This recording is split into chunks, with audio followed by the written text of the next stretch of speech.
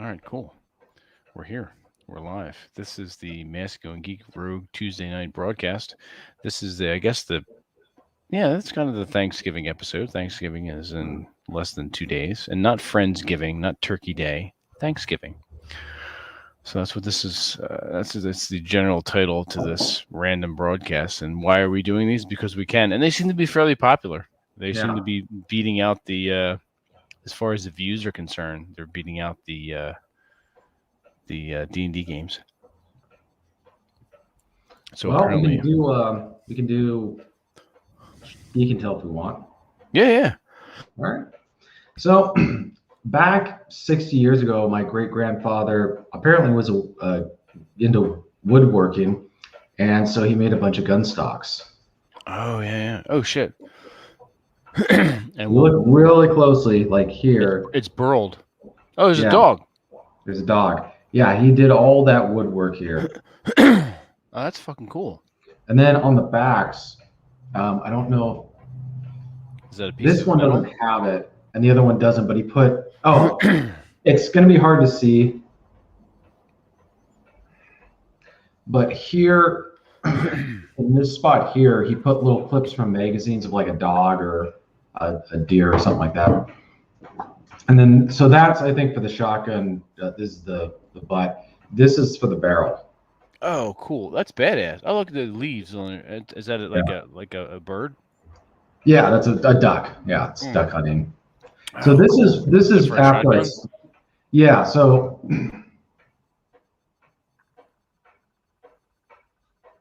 I think. Yeah, so it would go like this. So you put the barrel in the gun like that. Yeah. And this is what it looks like stained, like I was saying. So here's another one. Oh, cool. That's pretty badass. Yeah, I could have sanded some of the stuff down because like this wood obviously looks like it's discolored, but I just liked it because it looked natural, and it also, I like the antique-ish design. This one I believe is for a lever action rifle. Oh no! Yeah, it's got that kind of look to it. Shit, that's cool. This one doesn't have the anything on the back. The bumper or whatever. Yeah, so it has these grooves, and apparently he did that by hand. That's really cool. Yeah, which is insane. Yeah. So there's that. My thought is I'm going to start making like homemade guns with them, like a shotgun or something like that for that, and then lever action. A couple of the other gun stocks he didn't finish. I think he just, I don't know, he was older, whatever it was, but I figured 2 or 3. This one stuff I just got recently. This is from 1972, and it is commemorates a train that was in the Civil War. Oh, cool! It's got the cattle catcher on the front too. Yeah. Yeah. And apparently something happened on April 16th, 1862. It's called the General. Oh, cool. So the chase ends. Yeah, I'm not sure. I haven't read it yet. This is the stuff though that's really cool. So this is a Civil War, basically binder of the Civil War Times magazines. Oh, check it out. That's cool. Yeah. And it's a good magazine. Obviously, where'd you get that? One of my relatives gave it to me. Oh, so, cool. Like, I'm trying to see where. Yeah, it's got the battle. Oh, interesting. So it's attached to this.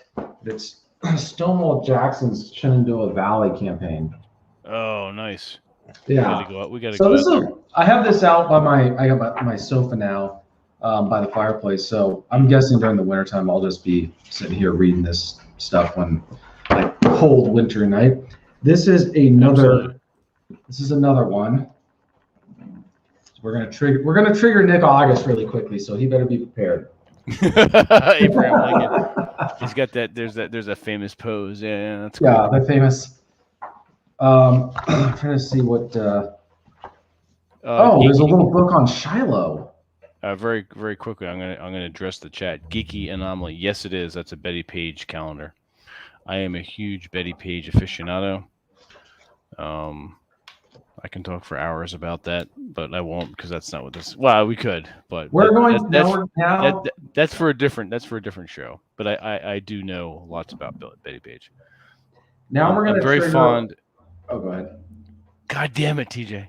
Bam. No, I'm very fond of women that have that look, and kind of not not that I will demand that they have that look, but once women that are in my life know about that, like the case in point, one of my main girls, she dyed her hair jet black and went out for bangs. It's perfect. Perfect. Indeed. We've triggered Nick August. Now we got to trigger all the shit libs. Oh God, here we go. Shit lib triggering. Robert E. Lee. There you go.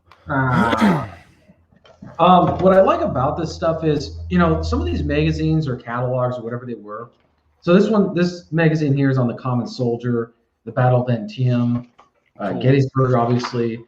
The stuff is physical. It was permanent when it was printed.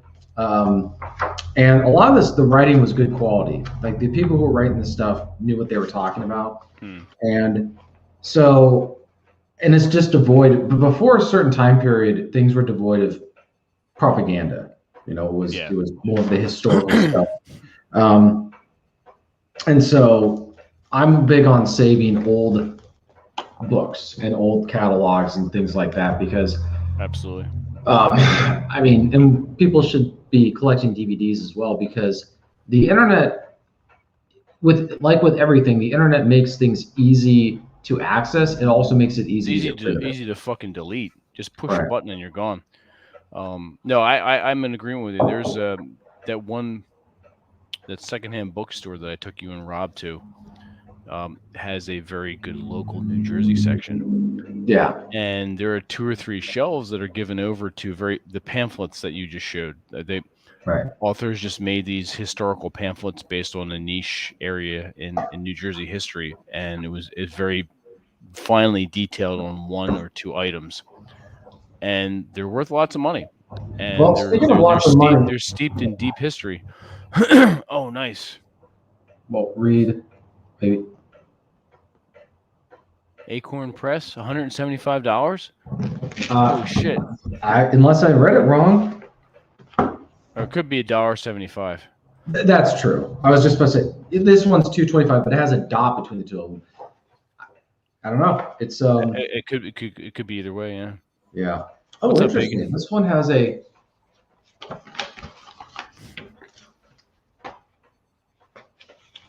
Oh, it's got a map.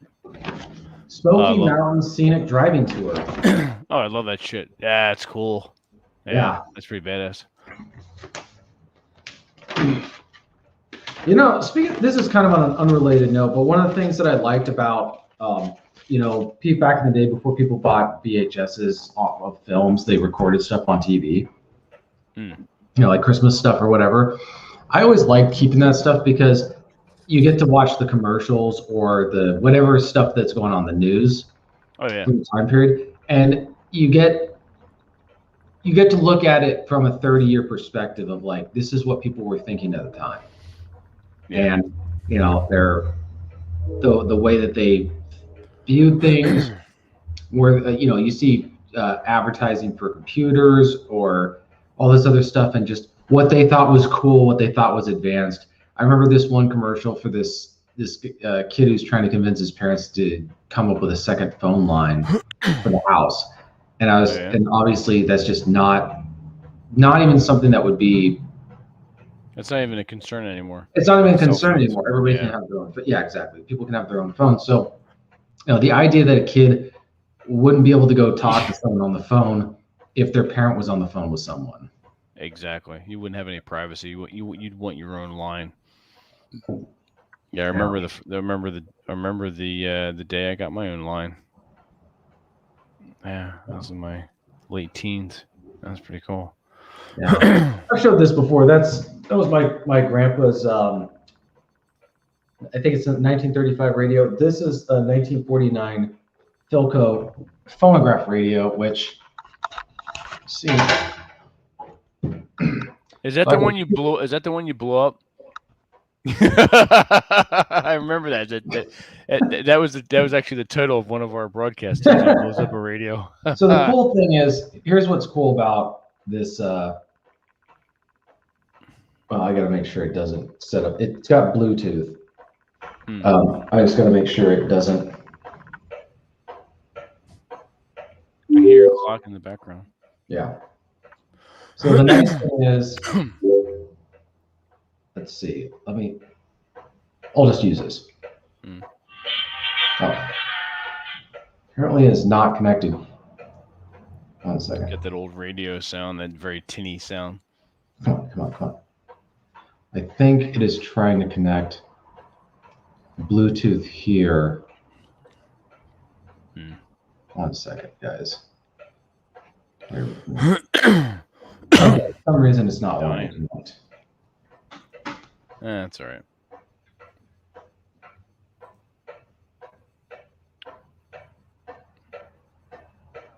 Okay. Anyways, I could play old-time radio stuff on the radio through the Bluetooth. Gotcha. That one still has its guts in it, like the actual radio guts.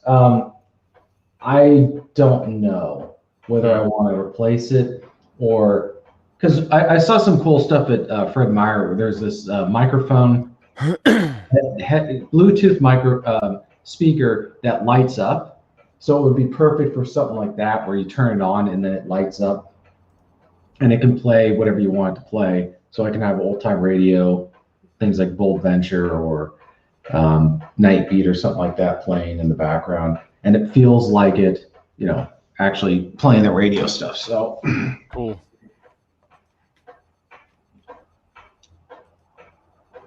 Yeah. I do have some geek intel as well. Yeah, we can do that first. I have an interesting thought. Oh, no, go ahead. Before I show my stuff, go ahead. So I was looking up a couple of things, like we've talked about wargaming and stuff that Peter Cushing was into, and there was a lot of stuff that I was really a big fan of when I was growing up.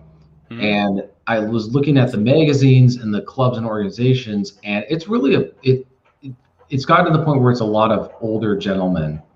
And so what's going to happen as those guys age and die off? What are the... Well, it's left up to us. I mean, that's just a sad fact. Yeah. I'm just wondering. Not for nothing, and fundamentally, there still is a niche area of wargaming. In fact, I think it's called Little Wars TV. I tweet them out occasionally. Let me take a look. There's still youngins involved in it. Let's see, Little Wars. Yeah, Little Wars TV, all one word. A channel dedicated to historical miniature wargaming. They're from York, PA. I think I'd like to either do a live interview with them or have them on the show sometime.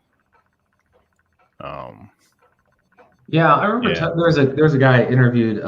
He ran a train store, like like the miniature trains that you would see in wherever it was, and he was talking about how it's harder for younger people to get younger people interested in stuff because of, and the other thing is that these trains are cost hundreds of dollars because they're really expensive because they're not like the stuff you get at Home Depot or something like that. So he says, yeah, these are the old if you're gonna Lionel, these are the old Lionel and Tycho H gauge. Yeah. I still have mine. Yeah, I mean we had stuff like that. This is another interesting thing for families to think about when they're, their kids are getting older and they're like, oh, what do we do with these toys? I get that it's a pain to hold on to them, but at the same time, a lot of stuff that my family and other families threw away is now worth a lot of money. Well, they're family artifacts that are priceless. They really are. I mean, it's both sentimentally and physically. Like this, I don't know how much this is worth, but this is a gift for TJ actually. This is 40 cents back in 1979. since TJ is Captain America. So he'll be getting that when we're out in New Hampshire. But I was never. I'll clarify. I was never a big superhero comic book collector, but I did do stuff like this. And these are from. Let me see what year is this from? 1979 as well. I have the first four. Yeah, Battlestar Galactica, the original the TV series, and then the movie adaptations of all three Raiders of the Lost Ark. Wow. Yeah, these are good. I remember when I bought these. I'll get stuff like that are Cosmic Horror, Cthulhu. Yeah. I have G.I. Joe. I have a few of those. This one was interesting. It was called The Cape. This came out in like 2000s. About a guy that found a cape and can fly. And he's a bit of a dick, actually. He's sort of an anti-hero, which I kind of like. And the only superhero that I followed for a while, and this is number one, was Moon Knight. The new reboot. So, yeah. I think I have 2 comic book boxes. I've got Knights of the Dinner Table and a few other esoteric ones that are a little more slice of life comics than anything. Yeah, we're definitely wear gloves when you hold that comic. Which one? The Captain America one? Yeah, I really should actually. I have a sleeve for it, which I'll put it back in its sleeve. I'll make sure I don't crush it. Where is it, Captain? Yeah. And this, I was telling TJ, this is the one where they have the on the inside. They've got all the super gifts and gimmicks you'd buy, the little catalog. And there's all kinds of advertisements and fine. It's pretty funny. Shout out to my grandfather, by the way. Leslie Steele stormed Omaha on D-Day, made it to 96. Fucking that's kind of cool. Wow. Shout out to grandfather. I actually interviewed a guy who was in Omaha. Oh, I read that. You did that on your website. That was pretty cool. Yeah, that must have been fairly humbling. It was it was interesting because I think at that point in his life he was so old where he was I don't know if he was fully there, and so it's not like when I was talking to some other guys where I just thought it was cool. Like he was talking about it in a very kind of matter of fact way. Because I asked him like if he had trouble coming back from the war, and he goes, "No, I was one of the first guys back in my town, so I had my pick of the girls." Nice. That's probably true. Oh yeah, he did. It was pretty funny. I actually have some of his accounts of what he did and saw over there, and a lot of that stuff would not make a history book today. Nice. He said, "I just tell it like it is," and and that's the way to do it, really. Am I interested in grading my comic books? Most of mine are fairly mint. I read them once. I was very delicate with them, and I put them in sleeves and cardboard sleeves, and the backer boards in the sleeve.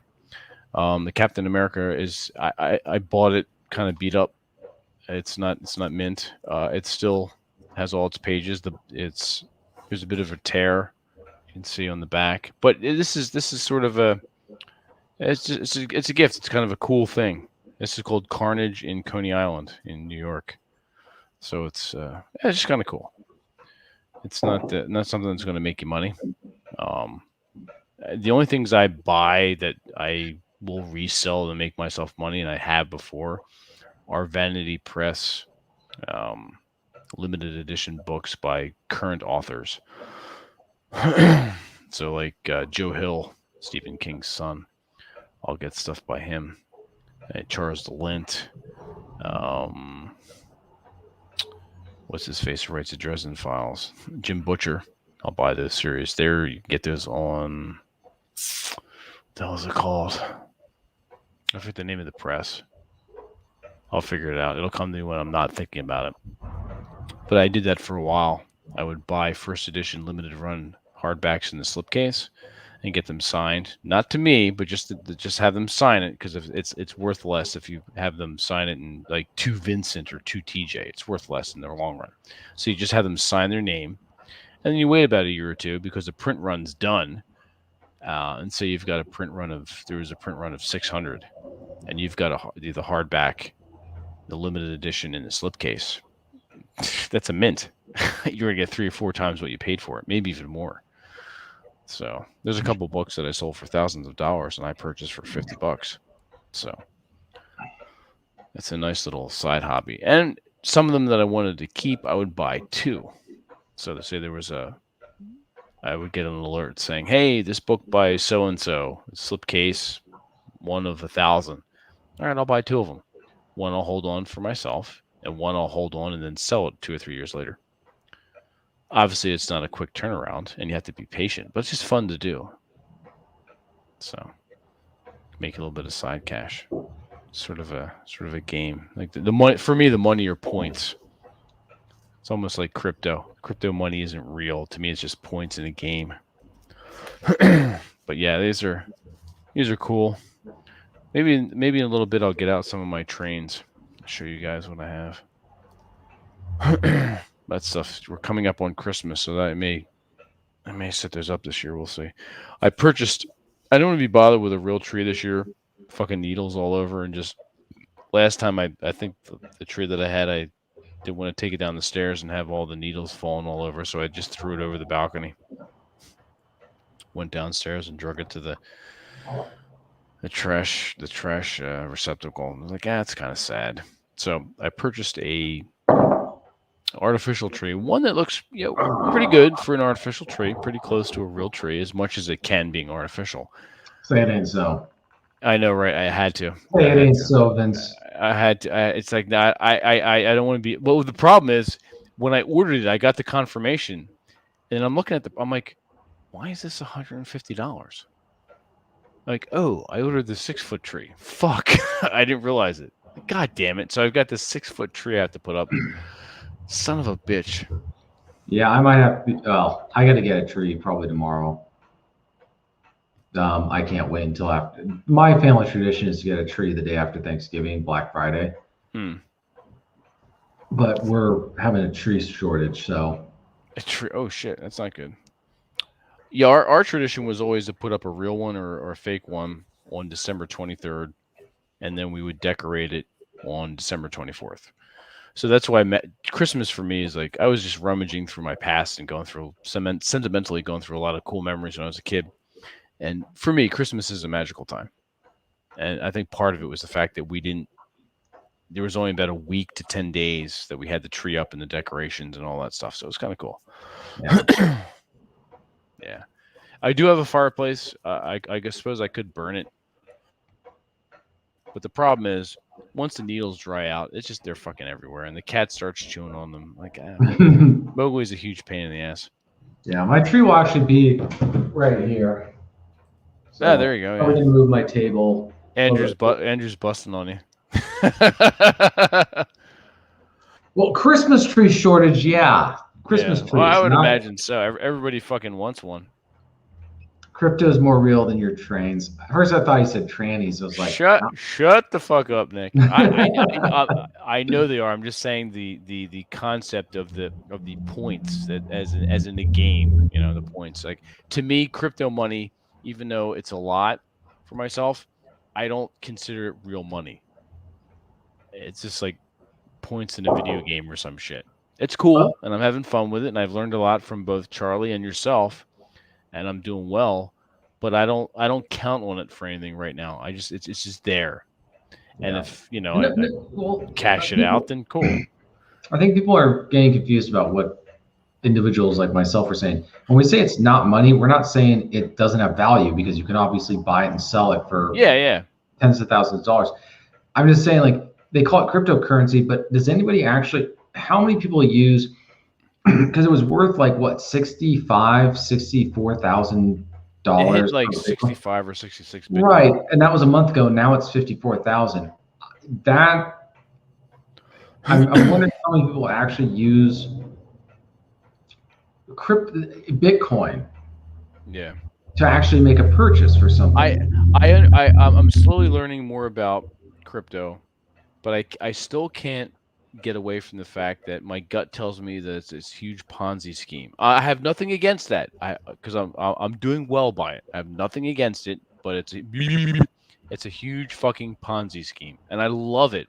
I love the fact that it is, and whether it is or it's not, I don't care. I don't want your explanation. I don't fucking care. This is what I believe, and what I'm going Oh, with, yeah. and suck a dick. And this is why you should own silver. Well, silver too. I mean, it's not like silver and cryptocurrency. I mean, silver is probably better, but as far as bartering is concerned, if there was a knockdown, drag out zombie type apocalypse where like the power grid went out, the supply chains were non-existent, and all this other shit, silver ain't gonna do you fucking nothing good at Well, you all. just melt it down. You can use Crypto. Well, you can use it for bullets. Yeah, no. cryptocurrency You isn't can going to use be it. doing You can any good. also use it as an antibacterial. Well, That's yeah, well, possible the to use alcohol is silver. going to do just as well. But what I mean is, the things that are going to be worth your while are, hey, can you provide security? Do you have guns? Do you have fresh water? And do you have food? Right. That's pretty much what you're going to be bartering. You're not going to be bartering cryptocurrency. You're not going to be bartering fucking silver and gold. You're not going to Right. even be able to carry that shit around. I guarantee you, your house is burning down. You're not going to be dragging your silver load with you in your pants. It's just not going to Yeah. fucking happen. You're going to be taking your No. guns and your water and your food and your first Right. aid kit. So shut the fuck up, everybody. Well, it reminds me of this book I have about the polar bear expedition. That was the American troops who went into Russia during their civil war and were fighting up in the northern area near Archangel, and they managed to go relatively far into the country. And this was during the winter time. Well, finally, the president decides to pull our troops out. They got to make the long trek back to the port city. They had to decide, what are we taking with us? Some guys loaded up on gold and local treasures that were just abandoned by people who were fleeing the communists. So they were loading up their dog sleds with all the gold and stuff. Other guys loaded theirs up with food. And so about halfway to where they needed to go, the guys with the gold and the jewels, whatever, they ran out of food and had to barter with the guys who had food. And so one of the guys the guy who loaded up all the food at the beginning of the journey, he ended up arriving at the port city, not only with food to spare, but he had a whole bunch of other guys' gold that he didn't take with him. Yeah. And he didn't know what to do. Not only that, but I mean, if you're going to have food and gold, you're going to have the weapons to defend it.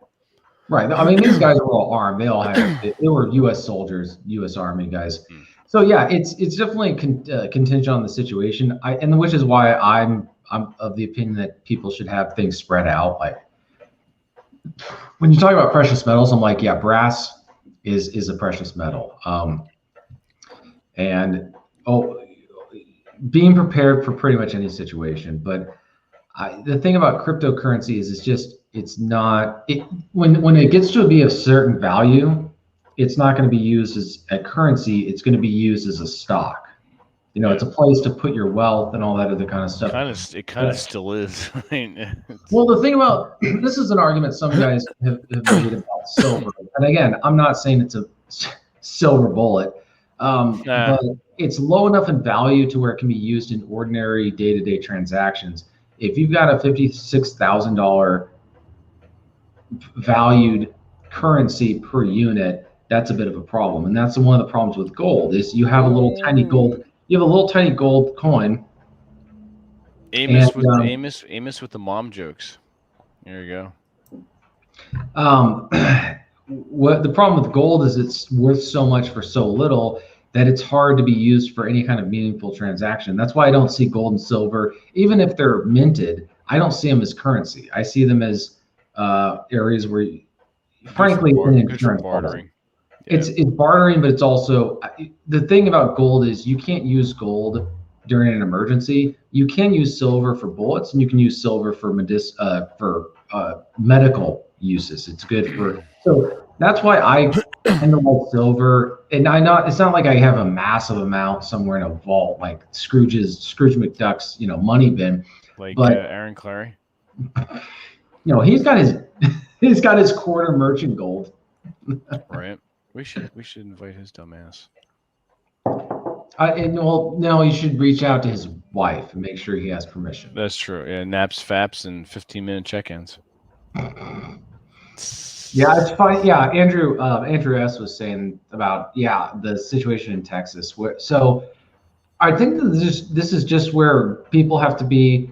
It's the same thing with the digital and the physical, where I got a lot of stuff. I rely on the digital for a lot of stuff, but if the internet goes down right now, I need to be more prepared. I need to have like a map of the local area. I need to have phone contacts written down on an actual physical book. Just other things that you can communicate with other people in a better way. And I think also having physical books, having physical movies, stuff so that you're more resilient. And that's more difficult if you are living in an apartment, you don't have a home, you're not you're having to move around. But for people who own homes, I've got a massive basement that I'm going to renovate. It's probably going to just be filled with that kind of stuff.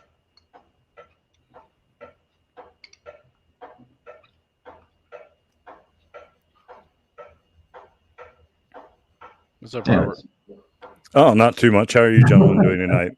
Not too bad. We're obviously hanging out, just impromptu. Yeah, I saw you showing some of your comic books. Yeah, I have one. We'll bring it out for a gift to TJ. I think I should this one. Yes. Yeah, 40 cents back in 1979. I was 9 years old when I got that. I would have probably been comparable age, I think, when I got my copy, but I had a fairly decent run of Captain America around that point in time. But cool. Yeah, this is number 240 from December, so it's it'll make sense. I'll be giving this to him in December, so that's kind of cool. Yeah. Actually, my oldest comic came out in December, or has a December date on it. It's a Wiz Comics number 25, first appearance of Captain Marvel Jr. And it's from December of 1941. Nice. So that's probably the oldest book I think I have in my collection. I had an older Western comic, but sometime during my late teen years, my brothers did something with it, so it has vanished from my collection. So, but I hate when that happens. Yeah, you're like, where the fuck did it go? Yeah, sadly, one whole room in my abode is pretty much nothing but my comic collection. So I really ought to think about paring it down. It's just a lot. It is a lot to move. And I'm actually glad that 2 divorces, I've managed to keep as much of it as I have. So, no, I feel your pain, because that's, I have to decide after Christmas, the first of the year, where I want to be. Because I want to stay here. I'm feeling the itch to move. And I feel there are places of mine, but the problem is and TJ's seen them. So has Rob. All the fucking books that I have. Oh yeah, it's just like it's just like moving this shit. That's my really. Aside from cigars and the occasional, the expensive alcohol, my only real expense. Well, traveling too, but is really books. I mean, I don't really buy too much for myself. Right. So. I've probably spent less than $500 total in my adult life on clothes. Well, I'm a little bit more of a clothes whore than you are, and shoes. But I'm with you on that too. I mean, I don't go nuts. I'll go into my closet and go, I haven't worn that in a year. Fuck this. Just give this to somebody else. And then, actually, you know what? That's probably not accurate of me to say, because I'm thinking like, I bought that one jacket that was $80 because it was really cool. I have a couple of motorcycle jackets. Was that after you got your injury? You was like, I'm going to buy a good jacket, so I don't. Thanks for bringing that up. Not a problem. That's what I'm here for. Yes, I bought. That's what happens when you ride your motorcycle when you first start and you're in short sleeves. Dude, I didn't make. Were you in shorts and flip flops too? I mean, He was like basically in swimsuit, swim trunks. No. I was. Diva Knievel. Make a difference. Was it what? Diva Knievel. Is that what you were doing? I've seen guys on crotch rockets, flying down the fucking highway at 70, 80, 90 miles an hour with nothing but flip flops and a fucking t-shirt blowing up their back. I'm like, you guys are fucking insane. Oh yeah. I won't do that. If I know I'm going to be riding on major highways, I got my leather jacket on. Mm-hmm. Yeah. And boots and jeans. Yeah, I feel like I'm suiting up for a cavalry. I got my padded shirt that I wear underneath my jacket, and then you got to put the jacket on, then you got to put the gloves on. Mm-hmm. Oh yeah. If it's cold enough, I got to put the face mask that's on. What I have to do now. I have to dress in layers because it's it's gonna be 37 at night this weekend when I go out, because I don't winterize my bike. I'll ride it in the wintertime, so I don't have to put the battery on the trickle charge. Like, I'm not fucking doing that. Yeah, I have a problem riding when it's either rainy or dark out or cold, because of the chill factor. My body will just tense up, and bikes are not something that you got to be relaxed when you're on a motorcycle. If you're not relaxed, you should not be on a motorcycle, because what ends up happening is you don't move, your body doesn't move in a fluid motion when the bike needs to turn. You don't have that you don't have that range of motion that's smooth. Yeah, you're correct. Wait, you don't like to ride when it's rainy, cold, and dark, and you live in the Pacific Northwest? That's like every day, isn't it? Yeah. What other season do you have? Living in Seattle, I lived in Central Washington when I bought that bike, and that was TJ. Though I would say, I mean, you may not like it, but I've ridden in snow, light snow, and I've ridden in the rain. Some deliberately, and some I've got caught in thunderstorms. But it honed my skills. I mean, I have ridden in the dark. I don't know. I think the more, I don't know. That's what I have, Geeky. I've got a cruiser. I've got a Kawasaki Vulcan, a 2029. It's a 900 cc. But I'll still ride it in the wintertime. In fact, I'll be out this weekend. We'll go to the cigar shop. Just something to keep the battery charged and going, and get the gas flowing. Keep it from sitting there. Get the tires from going flat. Triumphs and Indians, yes. The interesting thing, when I was thinking that I would buy a bike, this is years ago, and I talked to some friends of mine who owned Harleys. They said, Vince, they sound loud and obnoxious, and they sound really cool, and it's the name brand, and that's nice and all. Do not get a Harley. Wow, really? Why? Well, you're going to be fixing it more than you'd like, other than the fact that they're loud and obnoxious. Mm-hmm. I kind of like that. I don't care. But the fixing part and the maintenance, and these guys were Harley riders, they're experienced, and they convinced me not to. Now, the Indian, I was looking at an Indian Scout. I have the apartment life right now. So I figured, you know what? An Indian is really the kind of the Rolls Royce of, not kind of, it is. It's the Rolls Royce of motorcycles. I could not see myself doing that to an Indian, leaving it in an apartment, just leaving it out. If I had a garage, then yes, I would have an Indian right now, but I do not. I like Kawasaki's. They have a good track record. I know they're not American, but that's not a huge deal. But they have a good track record as far as maintenance and holding up over time. And the Vulcans are cool because they have the gas gauge. Are they not American, as in their headquarters is not in America, or they're not built in America? Because I mean, you can buy a Ford that's American. Well, the parts are from all over. Exactly. Or you can buy, a Honda that's Japanese but made in Ohio. Yeah, so, I can't tell you for certain, but I'm sure there's a Kawasaki like shop and distribution area in the United States. Okay. It's not. Let's put it this way: it's not an American name, Right. and ultimately, it's not owned by an American company. Mm-hmm. Just like Honda has, technically they have Honda plants that are in the United States are considered Japanese soil. Right. Even So though they're it in was Ohio. exactly. It's still in air quotes foreign. Right. Which I'm not sure how I feel about that. I think that's bullshit. We should not have sold out of land like that. But that's for another broadcast. Right. But yeah, I've had it for.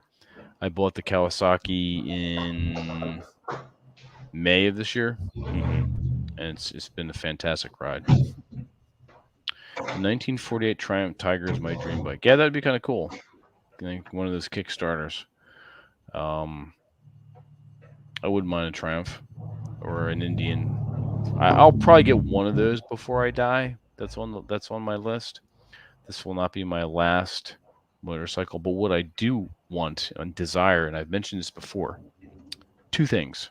Number one, a sidecar, and they are legal in New Jersey. I will get a sidecar. Number two, I will get a dog for the sidecar with goggles and a white scarf and one of those bomber hats. That's going to happen, and I'll broadcast that shit live.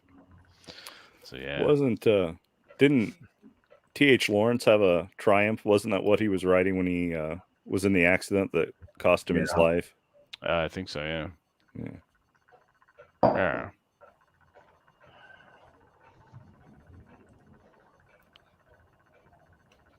What the fuck? I'm on Twitter here. I already said. Are you on Twitter? I didn't know if it was Twitter or someone in the chat. No, I switched over to Twitter real fast to see if there's anyone. There's a bunch of. I'm trying to respond to a bunch of stuff. What kind of dog? I will probably get either a Reese dog that TJ's fond of, the golden retriever, or I love fucking corgis. They're so fun. They're intelligent, goofy ass fucking dogs. So probably either a Reese dog, a golden retriever, or a corgi. You mean like Einie? Yeah, Einstein's a corgi. Yeah. Yeah. See, I'm gonna get a corgi and put him in the. Oh. So I will get an. I'm not gonna call him Einstein. I'll probably call him Carl or some shit, some kind of lame name. What's up, Carl? Carl the corgi. That's on the list of things to do before I die. Which I need to get moving. I am 51. I'll be 52 in February, so there's a bunch of shit that'll be coming out. Yeah, they are indeed. That's a good way to put it, Geeky. Corgis are derpy. Derpy corgis. But TJ and I have some stuff in the mix, which Robert's already privy to as well. That'll be coming out in next year, as far as role playing is concerned. A couple other irons in the fire. 2 books that'll be coming out in the late winter, January, February, maybe 3. We'll see. I'm working on a collaboration with someone else. Yeah. How's that going? How's what going? The collaboration. Oh, it's going well. It's going well. It's nothing. It's not fiction. It's nonfiction. It has to do with my BDSM life. Oh, gotcha. So yeah. Yeah. I mean, if Aaron was to write about his, it'd be in the gay porn section. What did you say, DJ? What was that? No, I didn't hear you. What did you say? I said if Aaron was going to write about his, romantic life, it'd end up in the LGBTQ section. Who, Aaron? Absolutely, yeah. Yeah. Aaron would, yeah. Well, he already knows that. What the hell? Oh, don't worry about that. It's an excerpt from Monty Python. It had to do with something else I was working on, but unfortunately, I was going to share a picture of my dog, but I'll just do that on Twitter. No one cares about that in the chat. So. No, show your dog, man. What the fuck? We're here. You're like, that's disrespectful to us. What the fuck? Show your dog, Robert. Well, let's see. Show thine dog, thine canine. Oh, pardon me. Not really. I don't care. Let me. There's that. Give. Is he wearing goggles? I don't know. Oh, I have to name this. I have to put up the Let me put up the banner here. This is what is this? This is hang on. A Rogue Tuesday. TUES. Actually, Tuesday. this is how I'll do it. There we go. Why? Because we can. I'm sending it to you via Twitter. Oh, okay. So Via the link for the show. So okay, well that makes sense. yeah. All right, let me go over here and share that shit out. Share screen. Chrome tab. Robert Kushland. There you go. Oh, he's adorable. Yeah. He's very gentlemanly there. He's very stoic. Yeah. He like is a what great is he, dog. He's He's a golden doodle. A golden doodle. Now, how does that happen? Well, you take a poodle and you have a golden retriever either screw it or be screwed by it, and they produce an offspring. And then you get another similarly produced offspring, and you make them have babies with, and that's what you end up with. You end up with a dog that is about as hypoallergenic as you could want from a dog. And they have hair, right?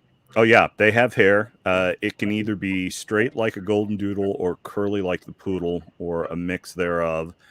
Under the best of circumstances, you end up with a hypoallergenic dog that has the temperament of a golden retriever. Wow. But he's got a beautiful coat. He has a very nice coat. This is obviously him just sitting there, but when he runs, he prances almost like a Lippinzahner stallion. He's doing dressage. Yeah, and that's awesome. He very athletic, very intelligent. Poodles and golden retrievers are like in the top 5 intelligent breeds for dogs. He was purchased to be a puppy for my youngest to give him the experience of growing up with a dog and taking care of a dog. And very, very soft, very, very fuzzy. Between him and my 7-year-old, I have women talking to me all the time, and I don't even need to do anything but show up with one or both of them. Funny how that works. But no, he is super sweet, super smart, a bit of an ornery streak. Doesn't listen to others nearly as well as he listens to me. Something about him, he really bonded with me, kind of imprinted on me, and somehow or another by default has become my dog. So we'll be driving and he'll be sitting behind me, and next thing you know, I've got his head up over on my shoulder, just laying on my shoulder like, you're my human. And I'm like, okay, this will work. But great dog. I highly recommend them as a breed. Especially if you're active, because they like to do things. If you are the kind of guy that gets up at 5 o'clock every morning and runs 2 to 5 miles, he will run with you, and not have any problem with that. He'll be very friendly, very affectionate, very obedient if you train them, and which obviously, talking to Vince about training, you can train a dog, Vince. I can definitely train a dog. Yeah, easily. But no, they're a great dog. I train the human female kind. Yeah, if you can train a human female, then you can easily train a dog. Absolutely, it's just basic. Yeah, but no, he's Pavlovian. Yeah, I highly recommend it as far as if someone who wants them. I didn't necessarily want to get another dog. I don't like forming emotional attachments if I can help it. But hey, do not grow emotionally attached to anything you cannot walk out on in 30 seconds flat when you feel the heat coming around the corner. Exactly. That's what Jimmy Lunzi's always told me. Yeah. Is that from the movie Heat? Mm-hmm. Yeah. Yeah. Yeah. Outside of my go bag, which is most of my stuff not contained therein, Yeah, there's well, You just put looking the- around this office, there's very little in here I could leave with in about 30 seconds, at least that you can see. I do have a bug out bag and obviously other stuff. So if I need to get out quickly, I can. Yeah.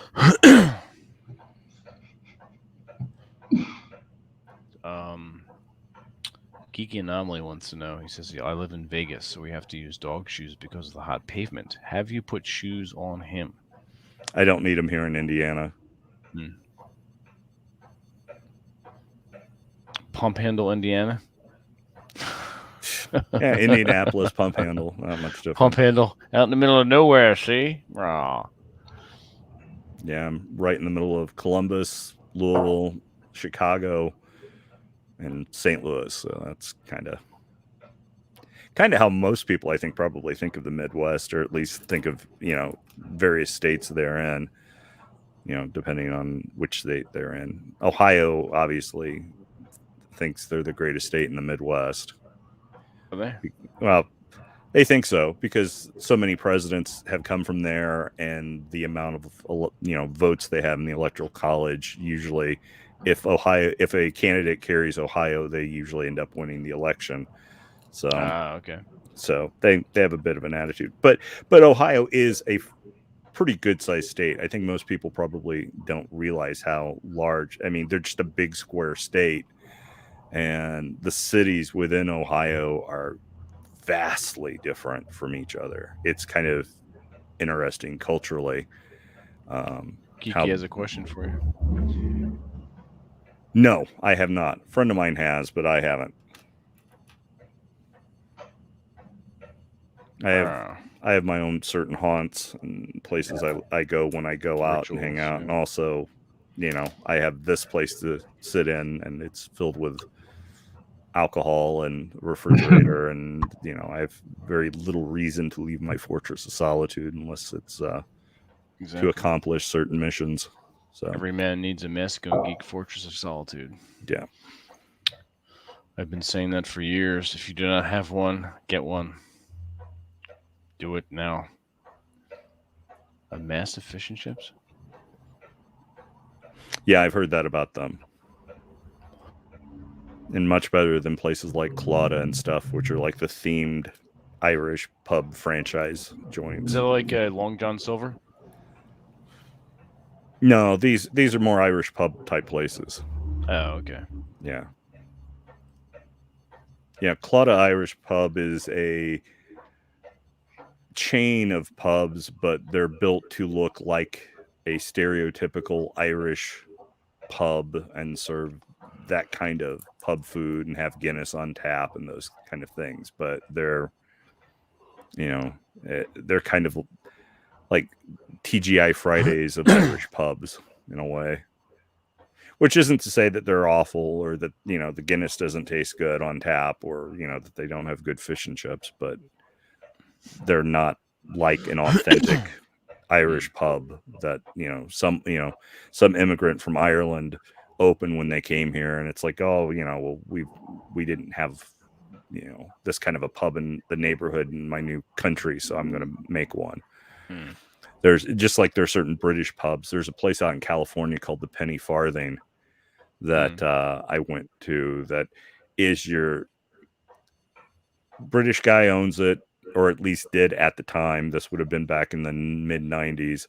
And, portrait of the Queen above the hearth, a portrait of Nelson hanging above the hearth, great shepherd's pie, that kind of stuff, and really good pints of ale. So, but it was also a neighborhood place. It wasn't like a fancy chain or anything like that. So yeah, never the importance of a good pub in a man's life is, it's nice to have a place to call your own. Agreed. I nerd out on. No, that's cool. No need to be sorry. Pardon me. I'm dying over here. Yeah. Lord Nelson. You probably enjoyed Master and Commander then. Yeah, I did. Patrick O'Brien books are fantastic, especially when you want to learn about nautical. Mhm. If you want to learn about ships, you read his books. Yeah.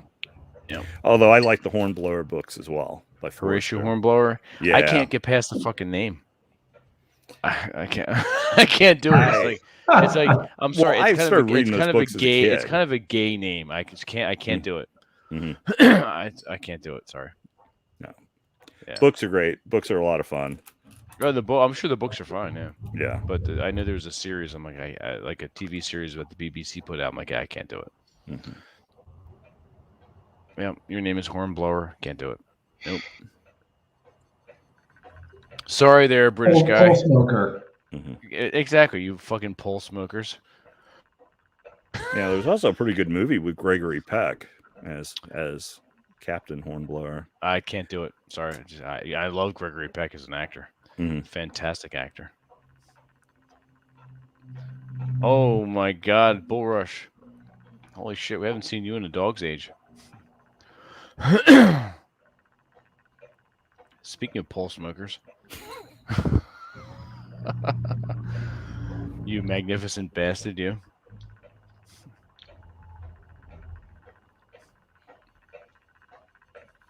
You drink your brains out and eat fish while watching Master and Commander. As well you should. I love Master and Commander. Yeah, real shame they never made more of those movies. Well, the interesting thing about that movie is it's a amalgamation of 5 of the Patrick O'Brien books. Yeah. There is a book called Master and Commander, but there's only a small portion that's in the movie. Mm-hmm. So. Well, isn't even the title Master and Commander Far Side of the World like an amalgamation of 2 of the book titles?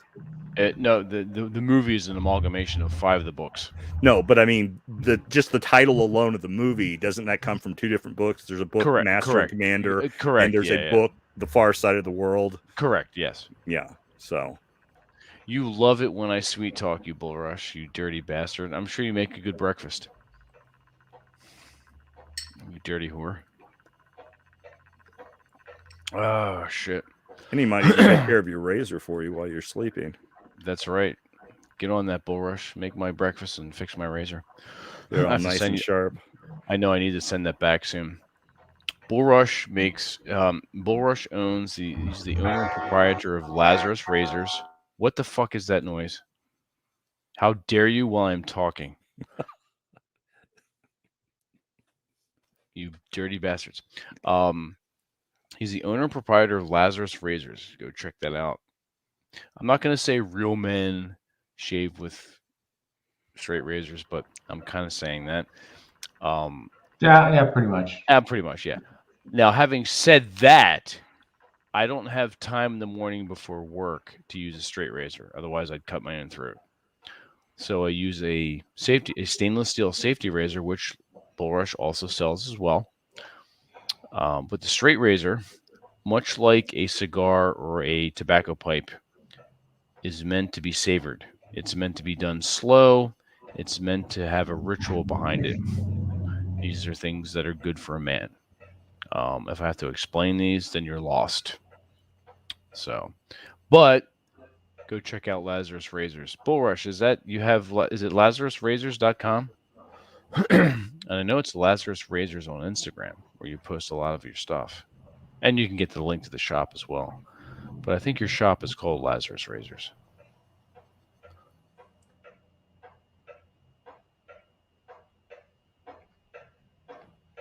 Yeah, someone posted a picture on Twitter of a hipster douchebag with that Pacific Northwest beard thing going, and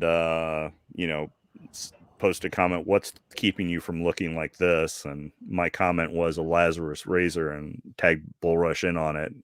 Oh yeah. I think he thought I was trying to call him out or something like that. And it's like, no, it's like, if you don't want to look like a hipster douchebag from Washington State, get yourself a Lazarus razor. I thought that was and they're all custom made. Bull Rush is working on one for Rob and I now that's only going to be 2 of a kind. It's a kind of a Marquis de Sade motif. Oh, cool. Yeah, and that's right up my alley. as you all know, if you've been following the Instagram, or you're on Masculine Geek Life, or you've been lately following the Twitter, get to see my handiwork. Which reminds me, tomorrow for Masculine Geek, we're having a guest. That will be Sterling Cooper, who's going to be talking about dirty talk, kind of like a 101 course that he's come up with. Now, you may be saying, Vince, what does dirty talk have to do with being a masculine geek? Well, if you're asking that question, you don't know much about a masculine geek now, do you? Because a masculine geek, whether he likes it or not, is a bit of a Renaissance man. He doesn't call himself a Renaissance man, but he winds up becoming one, whether he likes it or not. This means he's a man of many parts. He does many things. He loves his hobbies, and he really loves his women. And he does a variety of things with these women. Likewise, if you know anything about me, you know I'm very heavily into the BDSM scene, as it were. And, whoa, keywords. There you go. Masculine geek. Masculine geek is a man of many parts. So, Sterling's been a friend of Masculine Geek for well over a year. He's appeared in the Masculine Geek. He's been a guest on MasculineGeek.life, our Fortress Zoom Hangouts, our private chats that we have for 2 or 3 hours every month.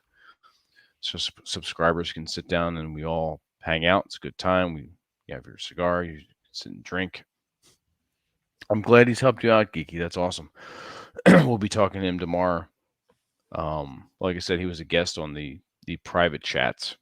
And the private chats are cool because there's no censorship. There's no YouTube shutting you down.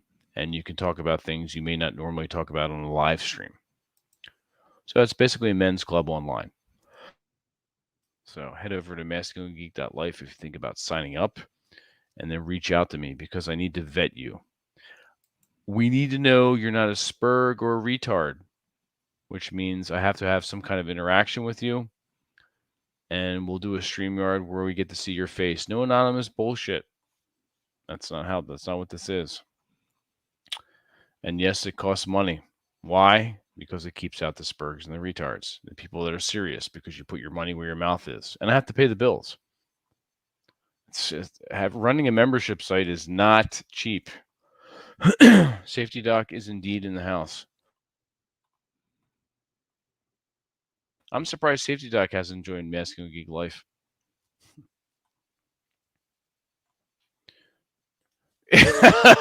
A Masculine Geek is both a sinner and a saint. Mostly, Bullrush. Thank you for that. I'm stealing that. I'm gonna go ahead and tweet that shit out because if you don't, I will. I'll obviously attribute it to you. TJ, what are you doing? What are you eating? Me and my dinner. Well, oh God. What is your dinner? The corn chowder. Oh, the corn chowder. Oh, TJ okay. and I we have been in our fortresses of solitude. We've been making our own. He's done corn chowder and a pot roast, and I was doing chili, crock-pot chili this week. We're pretty much. I wouldn't say it. Yeah, passionate intelligence. I'm average intelligence with some passion thrown in, which makes me seem smarter than I really am. But I have my moments. I'm not gonna lie, I have my moments. Safety Doc, that's amazing. Publisher accepted the additional photo for the book. Oh, you know what? I'm sorry. You sent me something email recently that I get it back to you, and I will get back to you tonight on because I chose to. All right, cool.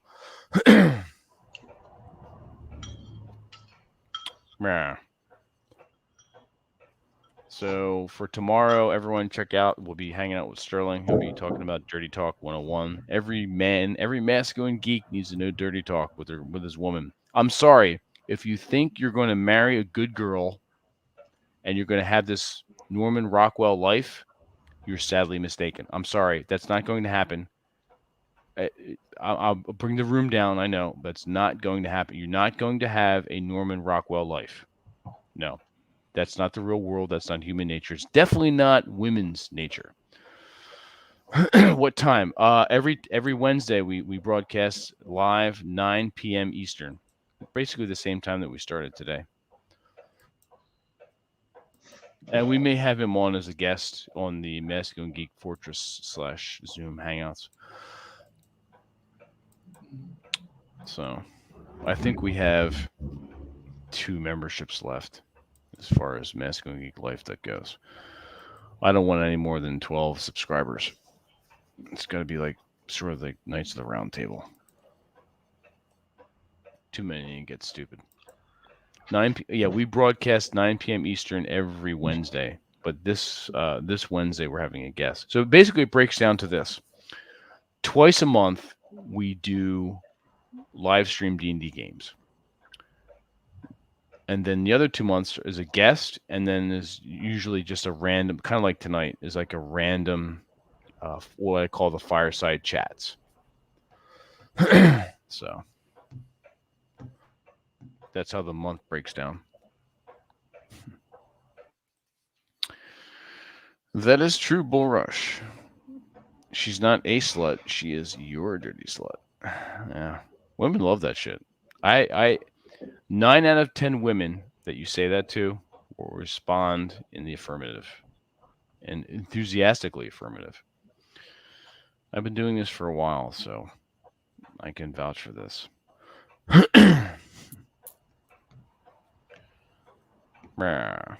So that's the agenda. We may or may not be broadcasting as another Rogue broadcast on Thursday. We'll see. My Thanksgivings, I'm rolling solo. I mentioned this a couple of days ago, Sunday. I'm not doing anything family-wise. I want some peace and quiet. And when I mentioned Fortress of Solitude,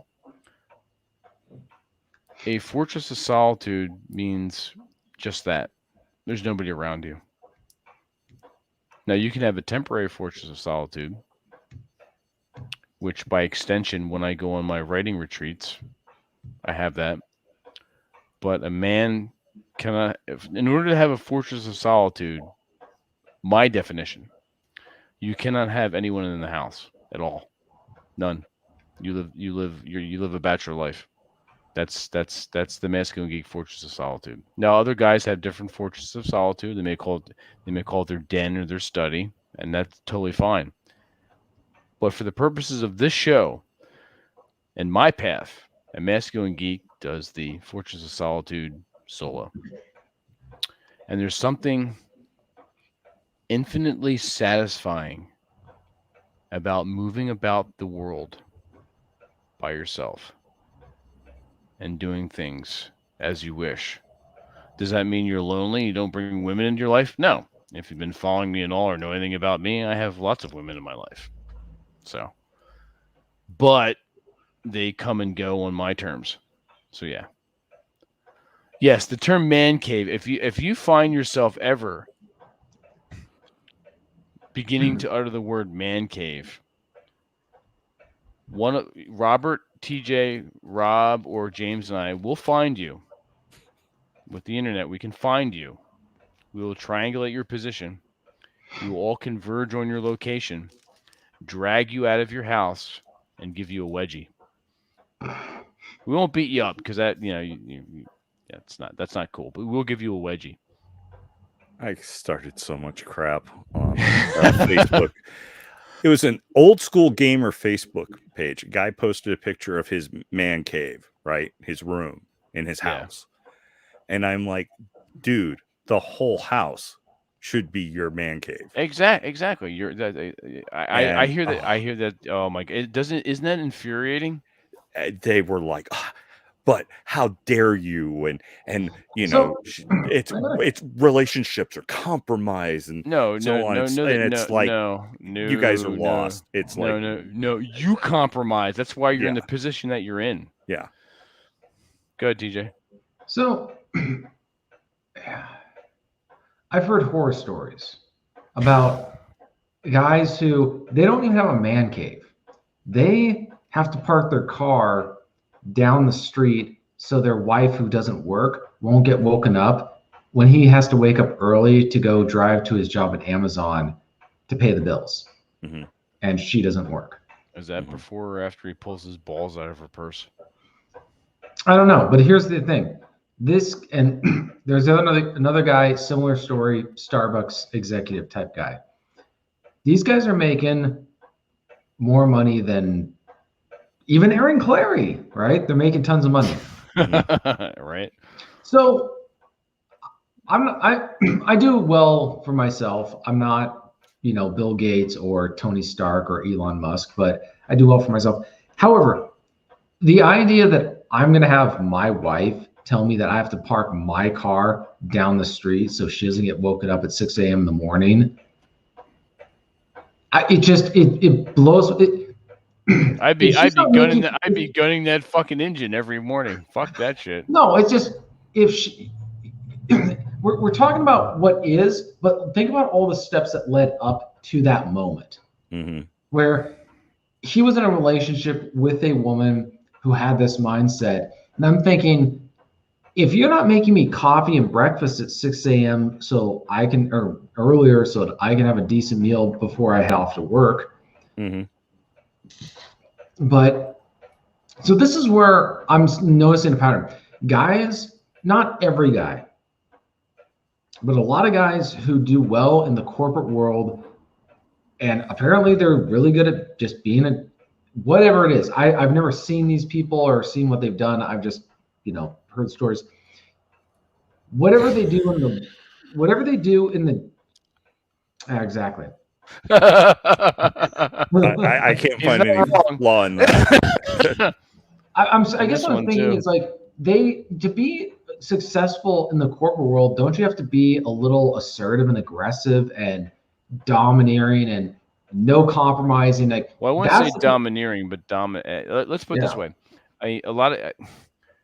I catch shit for this all the time, online and offline. Oh, Vince, it's your way or the highway. Yes. And you'd think, okay, well, a normie says, okay, well, then women don't want to be around you. I'm surrounded by them, and they like where they're at. So obviously, you're wrong. Don't get me wrong. I'm not. I'm not this fucking. I'm not domineering. There's a difference between dominant and domineering. Yeah. And we could go into another whole episode on that, but you can be dominant without being an asshole.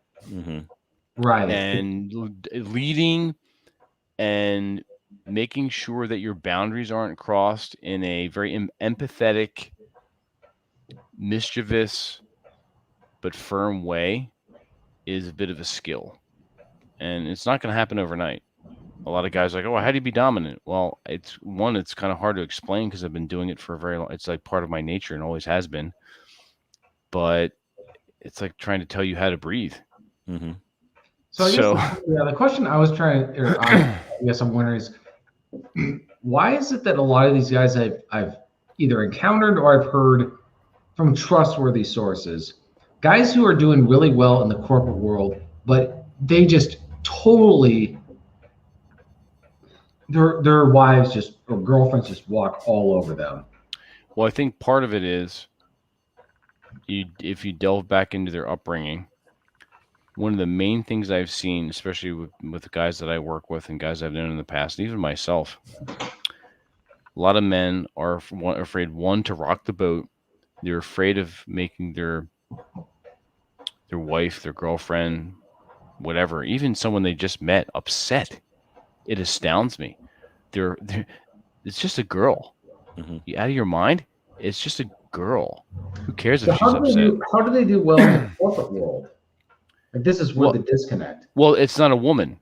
All right, let's put the only way I can give you an example is TJ, is you put men and women together. I was talking with my buddy of mine about Dungeons and Dragons. And he always laughs at me because I always say I will never have women at my D&D table. Now, some may say, oh, well, you're sexist and misogynist. No. I don't like the way the dynamic changes. And you can come up with rules, because I know other people are like, well, I have girls at my table and everything seems to be okay. Well, it seems to be okay. That's fine. You set up some boundaries, and your nature, your core of who you are and how you relate is dampened down. There are things you're not going to do normally around women when you're with your buddies. So that's you do, it causes a shitstorm.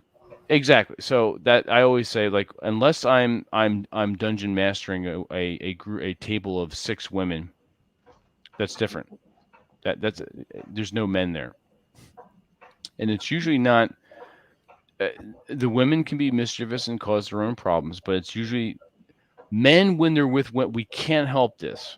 For the most part, when women are in the room, we get competitive with each other. Mm-hmm. We do. Even your bestest friend that you've known all your life and whatever. You exactly. It doesn't matter. And I don't want to deal with that. I'm not dealing with that. So that's why I don't have women. It'd be like, oh, can I play? I have some. Nope. Nope. You're not doing it. I'm not doing it. Not doing it. It's a guy. For me, it's a guy's thing. I've always found women that want to play to be the ones that I have brought to the table have been very insincere. They're there to, they're not serious.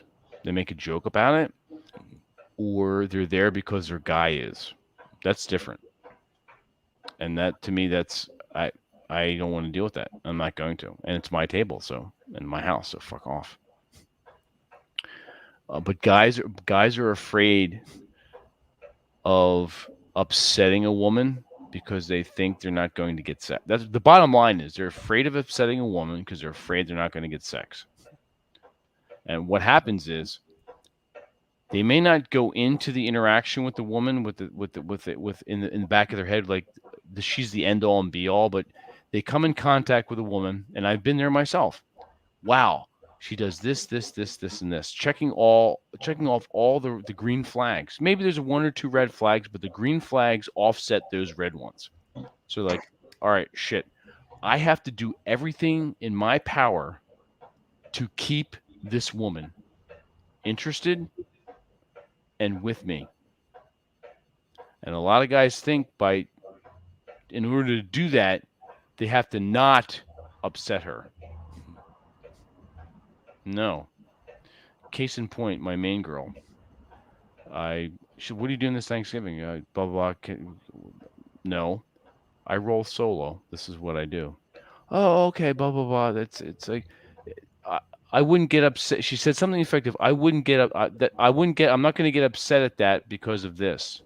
Mm-hmm. And I looked at her straight in the eyes and I smirked. I'm like, I don't care if you are upset over that. If you did get upset, that's the way it is. Mm-hmm. And she looked at me and sort of exasperated. I'm like, oh. And I said, my time is valuable. You want me to withdraw? I can withdraw. You're with me because you like being with me. In every aspect, in everything that I do, you like being around me. And she said, I fucking hate that. I hate and love that you do that to me. That I feel that way. And that will always keep her around you. When she hates and loves that you are correct in your behavior and you're unbending, you're completely unbending, because a woman will always do that. It gets bandied about a lot. It's like women will mold themselves to like water in a can. Okay. Mm-hmm. Women want to be around. Women need a man. Let's operate from that level of frame right now. They want, okay. So what does that mean? Well, that means if she's into you, she always wants to be around you. And I'm experiencing this now. This one woman, what are you doing here? Can I do this for you? Can blah blah blah. This maybe. No, we'll see. No, we're not doing that. I'll let you know. All these things, because what happens is, and I talked about this with her recently, and I told her I will never set a precedent with you. I'm not going into detail because you don't need to know how the sauce is made. I'm never going to set a precedent with you. Because once I set a precedent with you, you are going to accept that and expect that. Like, case in point, if you start hanging out with your girl, oh, what are you doing Friday night? I'm going to make you dinner. Normally you'd say, that sounds pretty good. Okay. We'll do that. Next Friday rolls around. You busy Friday? Let's make dinner. Okay. And in the past, like, that sounds really good. But even if you don't have anything to do, don't do that. Refrain from doing that. Or when they're at your house, they're visiting or whatever, and then they start leaving stuff at the house. No. Well, I haven't had that yet, and that will never happen. That's strangely enough, I've never really had that happen to me, and I usually call it out very quickly. However, if they're going to, they have to realize that the other ones are going to leave their shit there too, so they're going to have to fight over that. However, don't set a precedent as much as you want to, especially this usually happens with guys that haven't been laid in a while or haven't had a girlfriend in a while, and they just want a girlfriend. All right. Still, even knowing this, even only having one in your pocket, don't set a precedent. Once you set the precedent, it's hard to go back. Leaving their panties, oh, that's fine. You just drape them over your lampshade or whatever. Panties are fine because, as far as I'm concerned, if a woman's going to leave her panties, they're going to stay there, and the next woman's going to see them. I don't fucking care. I have on my wall, and I just tweeted it out recently. It's one of my favorite photos that I took of one of my girls in the past, and TJ's met her. She's spread-eagled and gagged and tied to my bed. I turned that into black and white art, and it's hanging on my wall. I don't fucking care if women see it. It's like, all right, that's one of my favorite photos. We can do a photo shoot, and if you become one of my favorite photos, you will replace her. Maybe. Or I'll add you to the wall. Mm-hmm. I don't fucking care. I'm 51 years old. I do not care. You have to, whatever age you're at, you have to act like you just do not fucking care. You do and you don't. You're not a dick, but at the same time, if she leaves, she leaves. If she gets upset or she's going, oh, well, I don't like that. I don't fucking care if you don't or do not like that. This is how it is. Do we have fun together? Oh, yeah. Do you come really hard when we're together? Fuck yeah. That's all you need to know. Well, and a little indignation is a good thing, because if you don't give them a little indignation every now and again, they go looking for it and will make something else up. Absolutely. So if you give them a reason to be a little bit, irked, it's like, it's the whole thing with the whole bad boy, good boy dynamic. It's like, the woman's like, oh, he's such a jerk, but I'm never going to leave him because he bangs the hell out of me. Because you are the jerk. Yeah. Women love, there's something enticing about you because you're interesting. You're not boring her. And another thing too is, when I'm with my women, they do the majority of the interest talking. I just let them run their mouths. And I told the main girl, I was like, when you talk, you know what I hear? You know that Charlie Brown voice? Wah, wah, wah, wah. That's pretty much what I hear. She started laughing. I was like, I'm concerned about your mouth, your breasts, your ass, your pussy, and your legs. I don't care if you can read. I don't care that you have a business, you're a real estate agent, that you, all this others. I don't care, because that's not what makes me desirous of you. It's your body. And it's the sexuality that you give off, and vice versa. It's what you feel to me. That's all that matters. Everything else is just icing on the cake. Now, is it cool that you can read, you like fountain pens, that you cook for me, that you knit, that you bring me gifts, you write me letters, all this other stuff? Absolutely. I fucking love that, and I will never take that for granted. But is that what keeps me around? No. It's your fucking pussy. It's bottom line. If guys would accept this and say these things and come to terms with that, women know where you stand. You know where you stand. and everything else moves Well, effortlessly. you know what it is? Effortlessly. It's this. I think it's the same thing with men who are taught, oh, the way to a girl's heart is get them chocolates and flowers. No. That's if you're some random guy, it means nothing, right? But when she gets a single flower from some guy who doesn't ever compliment her and whatever it is, but he's very withdrawn, but he gives her a flower. My conclusion is I don't want to sound like Karen Clary here, but it is about economics. Scarcity creates value. If you're a guy who's not one to give out constant compliments, and you're not one to just give her what she wants right away, and you're not constantly giving her flowers or whatever it is, but then you do it one time, she's going to see that as valuable because it's rare. No, that's true. No, there's nothing wrong with small gifts and whatnot. Once you're in, right? There's got to be context. Like, yeah. And I remember, and it can be small shit too. I remember one woman I was in a long-term relationship. I've related this before. It was around her birthday and Christmas, and we were in Barnes and Noble. We were standing in line, and they had one of those little racks that had these little stuffed animals that were about this big, and they had these huge eyes on them.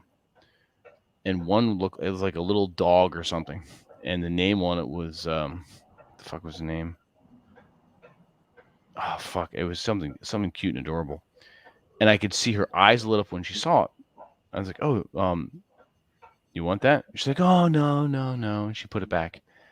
Well, she wound up getting ahead of me in the line, and I picked it up, put it with my books and our stuff, and paid for everything. Went out, and in the car, I presented her with this little dog, this little stuffed animal, and she squealed, and just in delight, like a little girl, and then hugged it to her and was holding it, and that warmed my heart.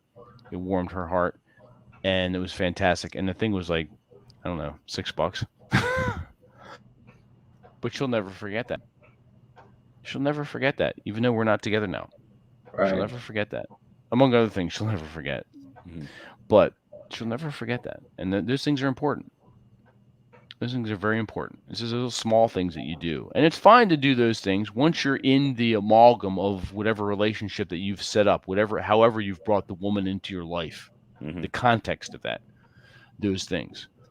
But the woman should always be chasing you a little bit harder and doing things a little bit more and texting more, giving you gifts more than you do.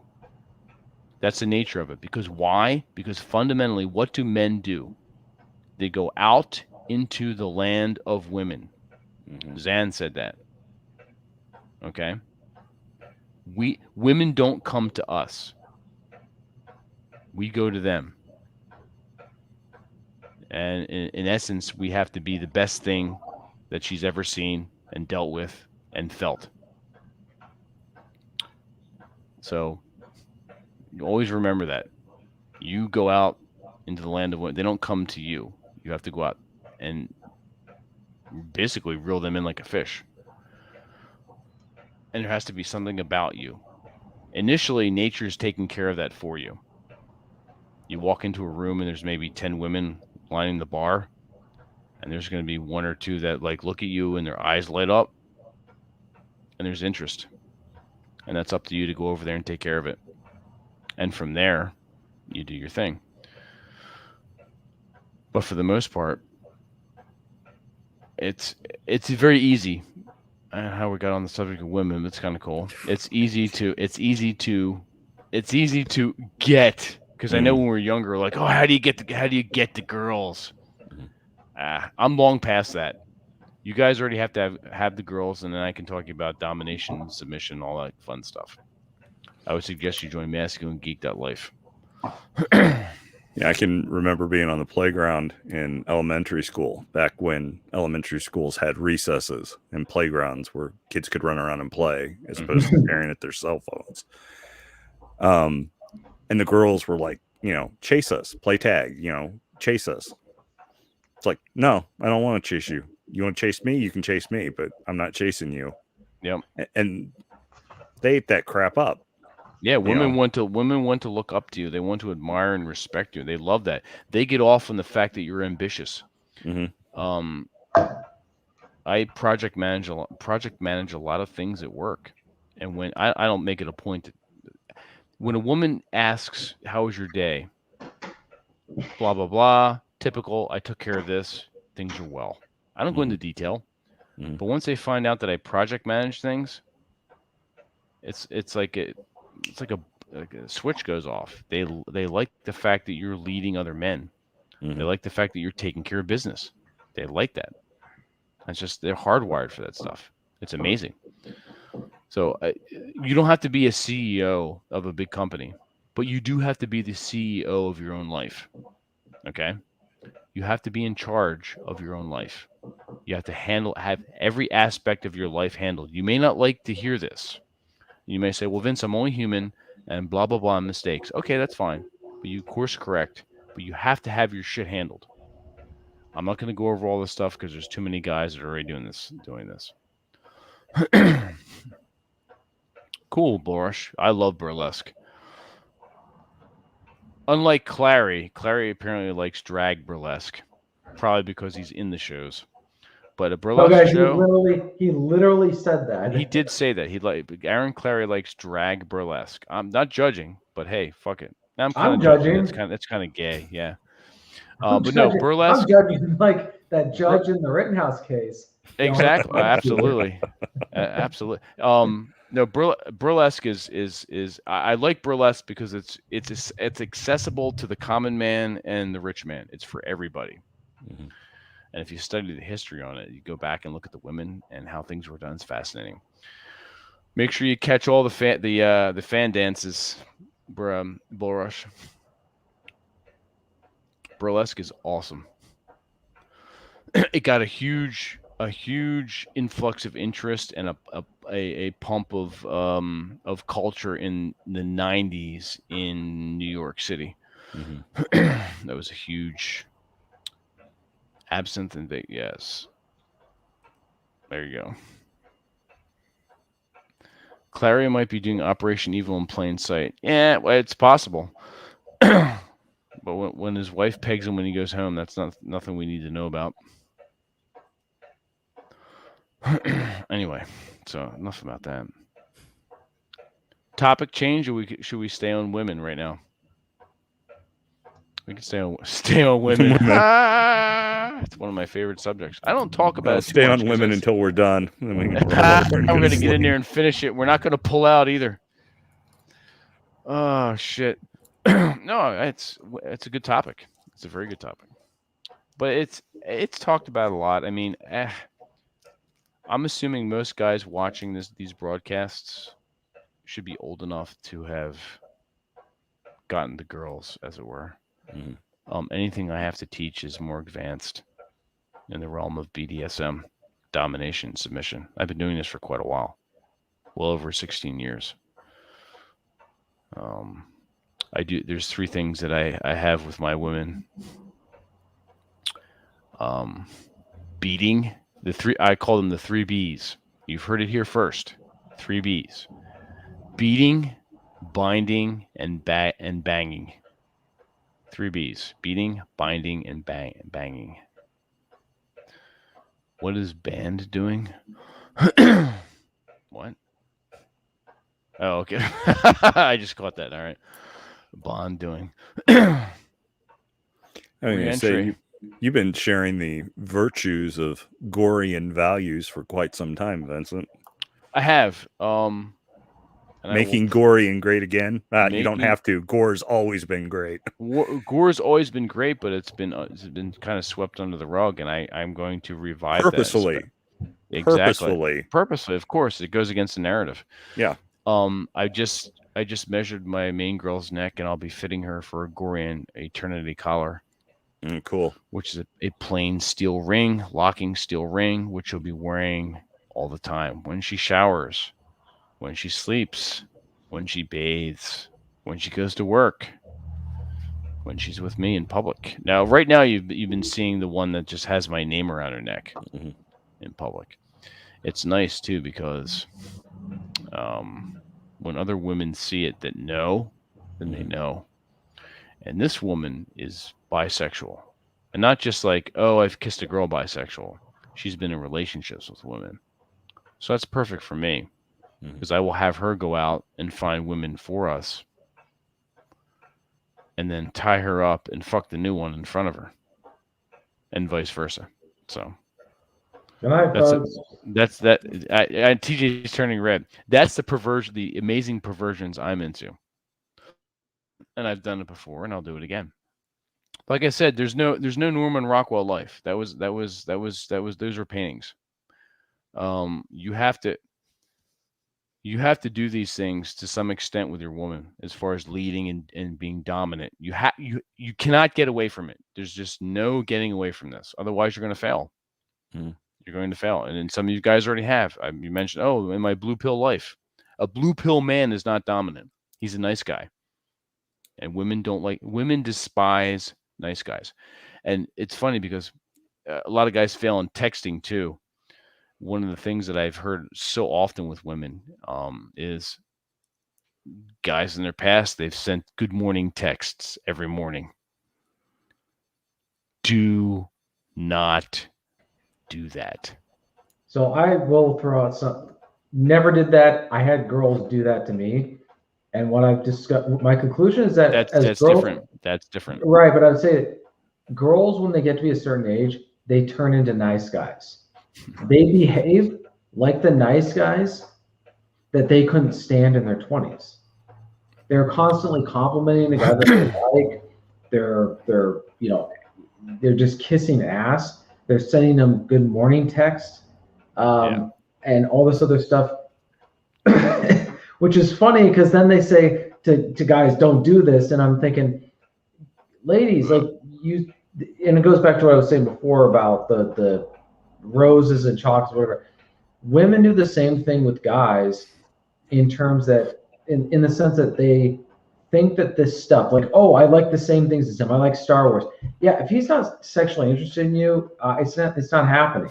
If he's not sexually interested in you wearing that Leia slave outfit from Return of the Jedi, yeah, you may be a nice person, but that's the basis of the relationship. It's the same thing with the guys. You can be nice to a girl. She may appreciate you or what you do, but if she's not interested in having sex with you, it's not going to happen. And that's not a bad, that's a problem for you. That doesn't mean there's something wrong with them necessarily. Correct. No, that's true. The difference is, I would say, is that women probably aren't used, even unattractive women aren't used to being turned down. No, they're not. I can tell you that from personal experience. When I blow off a girl, I'm like, yeah, not worth my. They don't know what to do because, like, not to brag, some of these girls are very attractive, but just some of their behaviors, me personally, other guys like these Amazon executives or these guys who work at Starbucks, they put up with it. I can't. Just for my own personal preferences, I can't deal with certain types of behavior that I think is either toxic or just dysfunctional. I can't deal with it. But they're not used to that, and they go crazy. They're like, they've never had to deal with this before, so they revert to acting like nice guys. Like where they think that being really, really nice, except that they're dysfunctional, is going to make some guy attracted to them. It's like, no, honey, that's not going to work. And I'm not going to teach a woman how to be a woman after a certain age. If she's 19 and she doesn't know what she's doing, that's one thing. If she's over a certain age, it's like, yeah, there's no fix. You can't teach an old dog to fix. Well,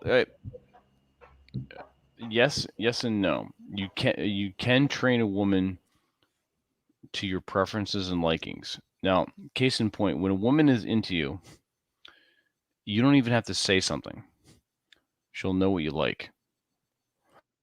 And case in point, after a very vigorous BDSM and fuck session, I kicked her out, and I pretty much walked to her car because I was going into my vehicle to go get myself some coconut water and replenish and hydrate because I needed it. And she'd go, "You like coconut water?" I'm like, "Yeah, I need hydration." We just had an intense time. Oh, okay. Well, guess what she brings over now when she comes over to the house? Coconut water. Mm-hmm. I didn't have to say anything, but she knew. A woman that's in touch with her submissive nature and wants to please you will do these things. You don't have to even say anything. Geeky, so you sound like the kind of man to ask. I am. Secretary versus 50 Shades of Grey. Need you even ask that, Secretary? In my opinion, Shades did damage to the BDSM perception because the author was coming from a place of judgment and ignorance. The author was definitely coming from a place of ignorance. It definitely commercialized BDSM. It even further pushed the feminist narrative into that realm, which was why I don't attend events anymore or go to deal with any of the commercialized bullshit on FetLife and other places.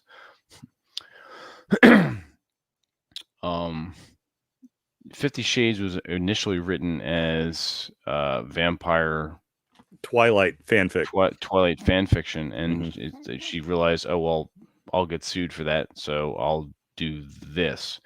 I don't know how well she delved into the BDSM community as far as like her knowledge. I have read the first book. It's horribly written, but I understand why women like it because it speaks to that gut blood level of male dominance that they crave. The problem is she followed the romance novel trope. And the romance novel trope is this. I believe Rollo Tomasi talked about it as well. And I've read it in certain classes that I've taken. There's a guy who's a bit of a bad boy. And he's doing his own thing. Sort of like a MGTOW type guy that fucks women. You know, he's like a Indiana Jones type character that needs taming. Right? It's like if he found the right woman to tame him and have him settle down and kind of bring him back down. There you go. That's if you watch the movie, go watch 50 Shades of Grey movie. The woman in it is just this arrogant, entitled. How dare you have this? How dare you have this interest in this thing that you do and you've done for whatever, and it works for you? You're doing it wrong. You're doing life wrong. Mm-hmm. And if you want to be with me, then you have to do these things. No, it doesn't work that way. Eventually, the woman will get bored of you. The thing that she loves about you the most is what? Your dominant personality. The fact that you're taking care of business, you're leading, you have your shit together, and you keep her in line. One of the main things that my main girl tells me, I love that you know how to handle me. And the women in my past and the other women I have in my life, you know how to handle me. Yes, I do. In some instances, that's my job as a man. How do I get paid for it? Your submission. That's the way. This is the way. That's the natural order of things. I don't care if you don't like it or you don't believe it. I'm living this right now. To some extent, Robert is living this. Rob Says is living this. Countless other men that you see and talk about on Twitter are living this right now.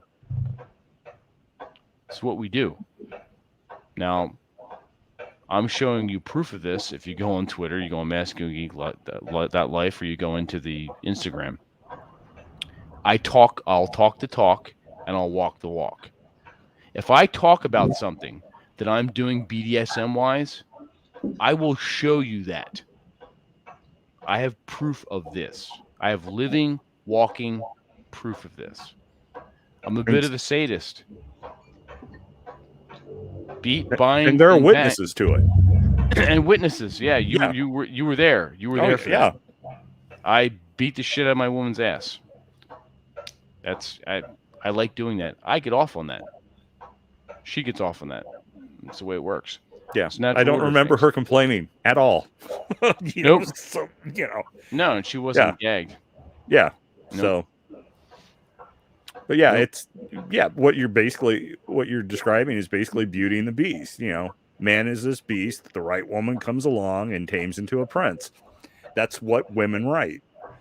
And that's one of the reasons I think women, when they write fanfic, especially dealing with men, it always ends up, Kirk and Spock or Captain America and Bucky and stuff like that. It all, degenerates into sex for them because that's their worth and value, and they cannot comprehend male relationships. The brotherhood of men in combat or in situations where there's that bond between males, that's a complete mystery to them. Absolute mystery to them. And it's obvious anytime you read them writing. There are very few. Leigh Brackett is probably one of the only female authors that comes to mind that had at least any ability to write men or men's relationships within the context of a story that was anything remotely close to the truth. And that's the only person I can think of. And she's been dead for 30, 40 years now.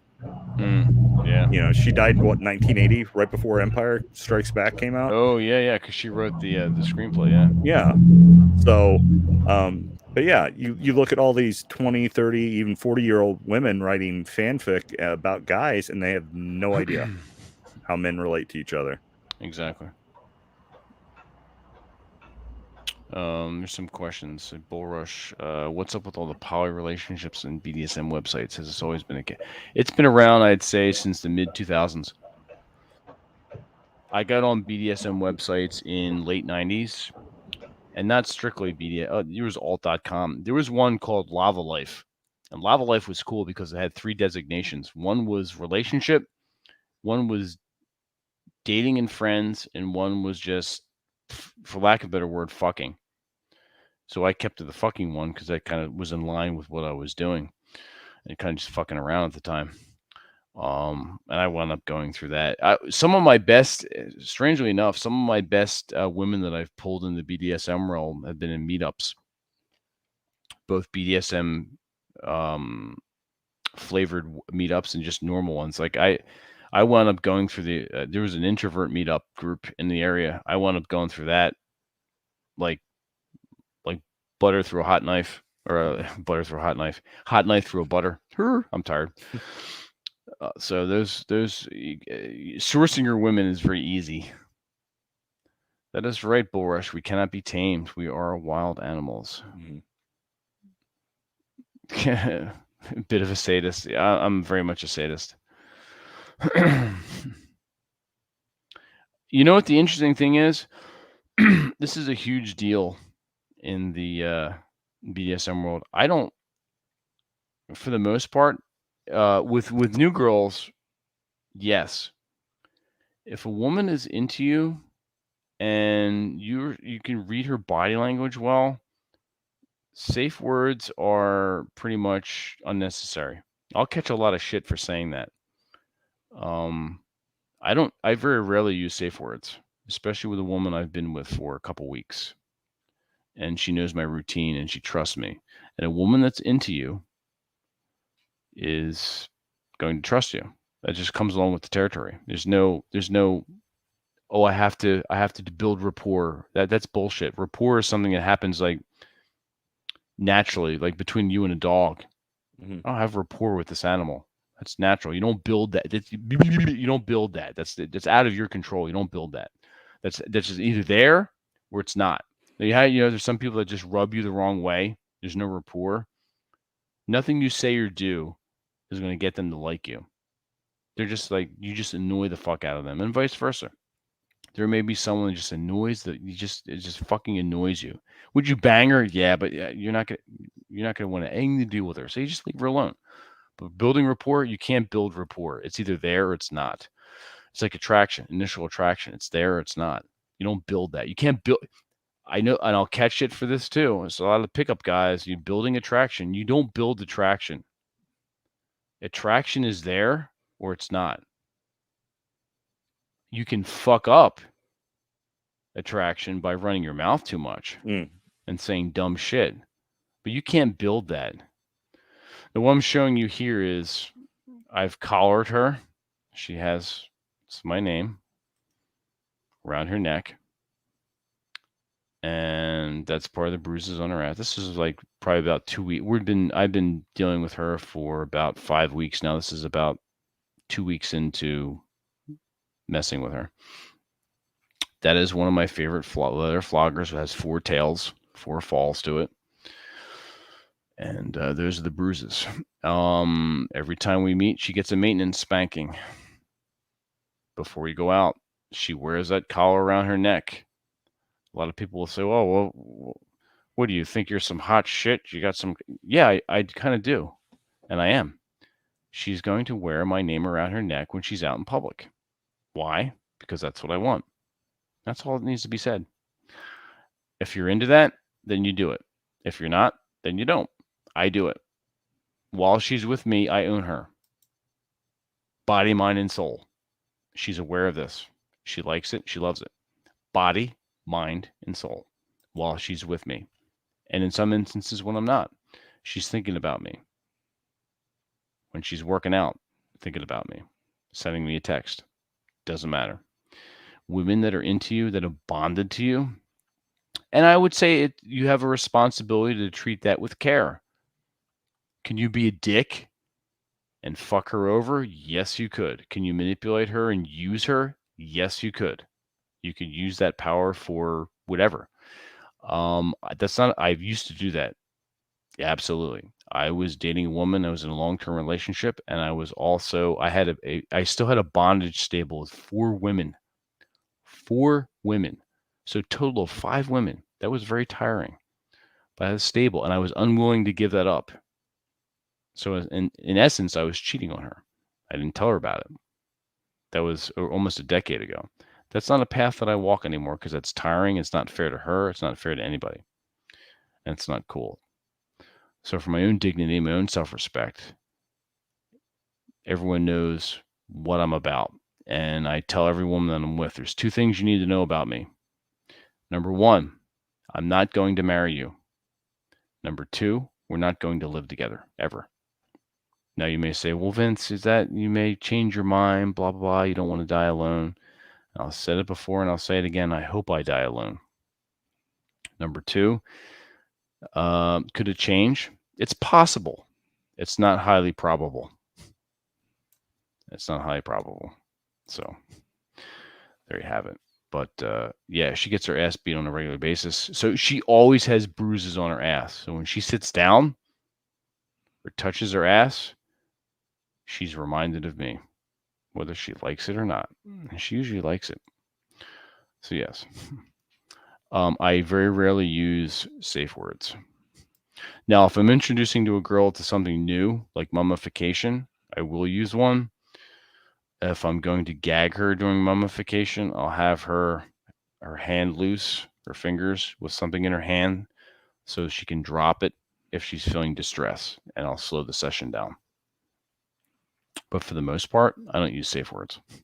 A woman wants to, I'll catch some heat for this. Probably catch some fucking heat for this too, but a woman wants to be consensually raped by you. Listen to what I just said. Mm-hmm. A woman wants to be consensually raped by you. What does that mean? In a polite sense, ravished. You read this a lot in like Victorian literature. Does that mean you're going to jump out of the bushes and rape a random woman? No, don't be a dumbass. What I mean is, you take what you want with the woman that you're with. You grab her by the back of the hair, you direct her into the bedroom, you tear her for clothes, and you fuck the shit out of her. Women want this. I've done kidnap scenarios, thrown women in the trunk of my fucking car, and I've done home invasions. I've talked about this before. I talked about this with Modern Life John on his show. Women want these things. Now, you're going to say, well, Vince, not all women. 8 out of 10 women want these things. Are you providing these things for her? Are you doing them for yourself?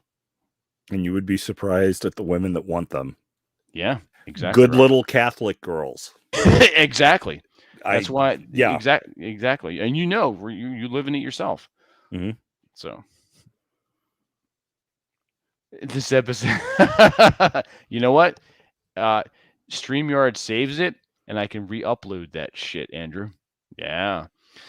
Or I can save it off of StreamYard and put it up for the MasculineGeek.life people. Oh yeah. I have yet to meet a woman that does not like to be choked in some fashion. You may say you're like Vince, and I've heard this from a lot of coworkers when I've talked. So do we want to talk about my Civil War magazines again? Just in case somebody missed it. I know, right? Civil War magazines. That's a big cannon you got there, TJ.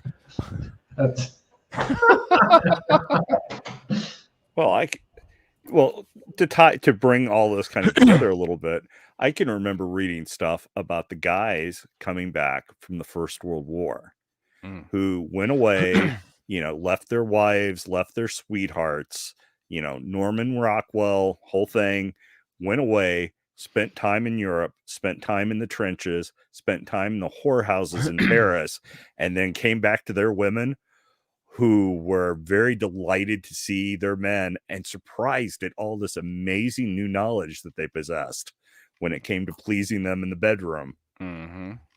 So never say French whores do not have their values. But yeah, and I mean, and this was stuff you read about sometimes in journals or in history books, and there have even books, I think at least a book that was written about it, and the fact that, because that whole period there after the First World War was such a change on so many levels, and the various art movements that started after it, musical changes that happened after it, and the change in philosophy and so forth. So yeah, so I'm sure there were probably some Civil War widows that were very happy to, with new men in their lives that come over from Europe, immigrating for one reason or another. But yeah, you've not met a woman that didn't like being choked. I've yet to meet a woman that didn't like being spanked. So, Oh, yeah. Now this right here, this is the art that's on my wall. You've met her, TJ. That's the one that was when we came back from the first village by the sea. That was kneeling by my feet after having served us drinks and pastries. She is spread eagle tied on my bed, gagged, and I turned it into art. That's what I like. That's what's on my walls. So there you have it. Let's see what else I can share. I couldn't tell from the side of her thigh. Does she have a stylized K branded there or anything? Not yet. I will actually be I'm probably going to take a class. Mm-hmm. I do want to take a couple blacksmithing classes. There's a few places in the area that offer that. Okay. And I do want to do the Kajira symbol and start branding some of my women with that symbol. Yep, that will be happening. I'm sure there are guys like, what the hell are they even talking about? We're speaking in code, I'm afraid. Yeah, right? Yeah. Yeah, and there is my name around her neck right now. This is she's wearing this now, not the Gorian Eternity collar. That's next. Mm-hmm. These you can get on Amazon. These are easy. Let's see if I have it where she's out and about. Now, some guys may say, all right, Vince, that's not my thing. I don't want to do it. That's fine. I would still suggest right? Mm-hmm. I would still suggest you lead and be dominant in your relationship. Now, for me, there's commercial BDSM, and then there's what I say happens kind of sort of naturally, where there's no pomp and circumstances. There's no commercial like ritual behind it. It's hard to explain because when you think about it, it's like, okay, well, am I drawing up a contract? You know, which I've done before. I've drawn up contracts where you may go to an event and you meet up with a woman who's, you may be attracted to each other, but she wants to learn from you and you want to teach. So you have a contract that says, okay, well, during this time, we're going to meet here and this is what we're going to do. And there's no sexual interaction. I had a woman and a husband reach out to me on FetLife about 4 years ago. And he wasn't into BDSM, but he wanted her to continue doing what she did without sex. And they reached out to me. I met them at a pub in South Jersey. They're both very nice people. It was very odd, but very nice people. And I talked about what I would do to her in front of him. I'm sure he got off on it. And we drew up a contract and we went about our business. And that was for 4 weeks. And there was no sexual interaction. There's no exchange of fluids. But I like beating women's asses. I love hearing them scream and moan and cry as I beat them. There you go. So yes, I am a sadist in the strictest sense of the term. Let me see if I can find the other photo. I have other stuff that would just, and video that will blow your mind right now. I know Rob is. I'm gonna have to head out soon. TJ's like, I can't take this anymore. Well, it's been 2 hours. We're gonna wrap up. Yeah, we're gonna wrap up soon. I had a movie night thing, so. What time is it there? It's like what, 9 or 10? It's 8:00. Oh, it's 8:00. You old man, you. Well, I'm not going to bed. I just have something else going on in a little bit. No, that's fine. That's cool. You'll be around for tomorrow, right? No, I got something else going on. All right. I'll be here. All right, cool. That's what I thought. I'll be there. I'll be there for you. Dirty whore. Yeah, Wednesday's on my schedule, so. Good. Anyway, so that's all that shit. We're gonna have to have a gore. Oh, sorry about that, Vince. No. Go ahead. I was gonna say we're gonna have to have a gore episode sometime, just so some of these guys can follow along with us what we're talking about. No, that's true. I think that's a good idea. I mean, I think gore households are very niche, and I think they're very needed. But no, you and I can talk about that. That'd be cool. And then I'll have the main girl as an example with the eternity collar around her neck. I'll bring her in. Geeky, even without sexual contact, isn't that guy a cuck? Whatever. When it comes to the realm of sexuality, I don't get into that shit. I don't fucking care. I really don't care. It's not. I wouldn't do that. I wouldn't let my girl do that. But that guy, he was a bit blue-pilled, sure. But I was on the opposite end of that, so I didn't care. But it doesn't matter for me and you. If you're into this realm, you're as a dominant. It doesn't fucking matter. It shouldn't even matter to you. I don't know what they're doing now. Who the fuck, even if they're even together anymore, I have no idea. Maybe that worked for them. There's stuff that we call, oh, the guy's a cuck, and from our point of view, probably, yeah. But if it works for them, fuck it. Who fuck cares? There's a polarity that's needed in any relationship, and if that's the polarity, all right, fine. I mean, they're going to take some judgment from people like us. No, I know. I get that you want to help men, but some men are you're imposing what you think is right on them.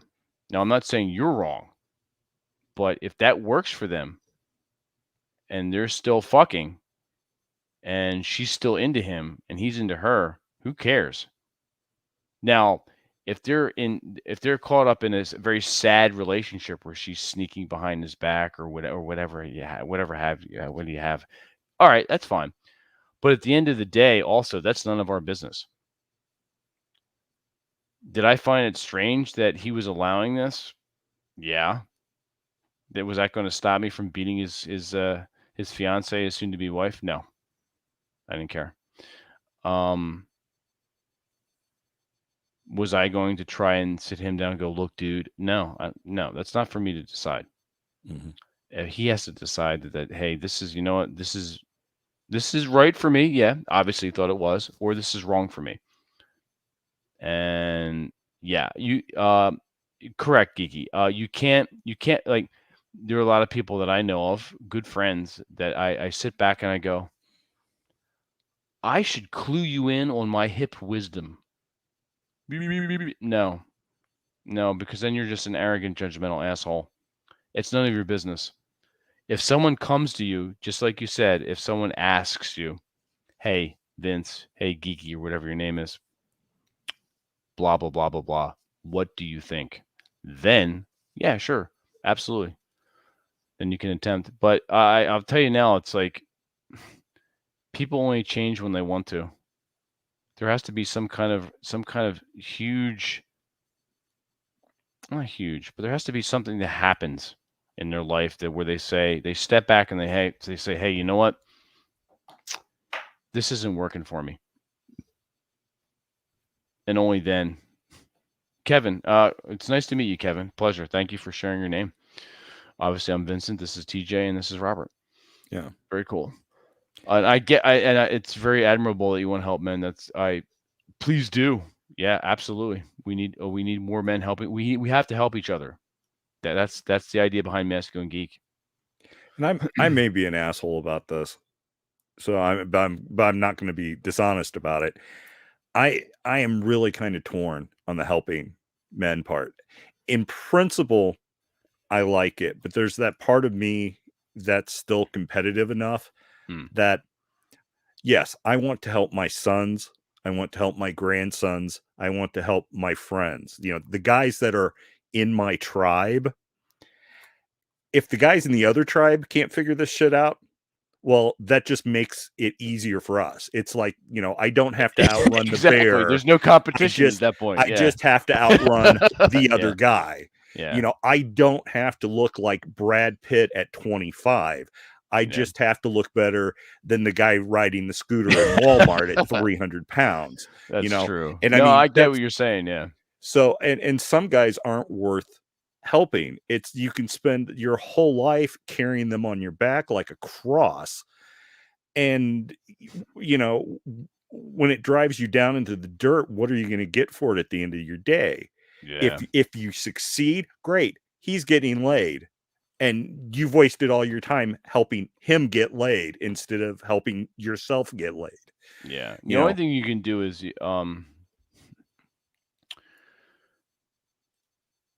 can lead, and it comes down to the demonstrating, not explicating. And that's what I do with my girls. I don't explain anything to them. Because it's not going to, it's logic at that point, and it's not hitting their emotional centers. It's not hitting their imagination. You might as well be speaking Greek. Yeah, exactly. You're the parent.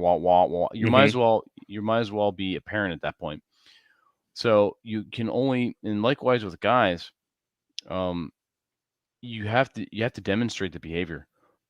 You have to be the man that you want these men to look up to, and so, like you have to be that. You can't. You just exactly. It's the same. Exactly. You can't logic women. Yeah, exactly. No, it's not going to happen.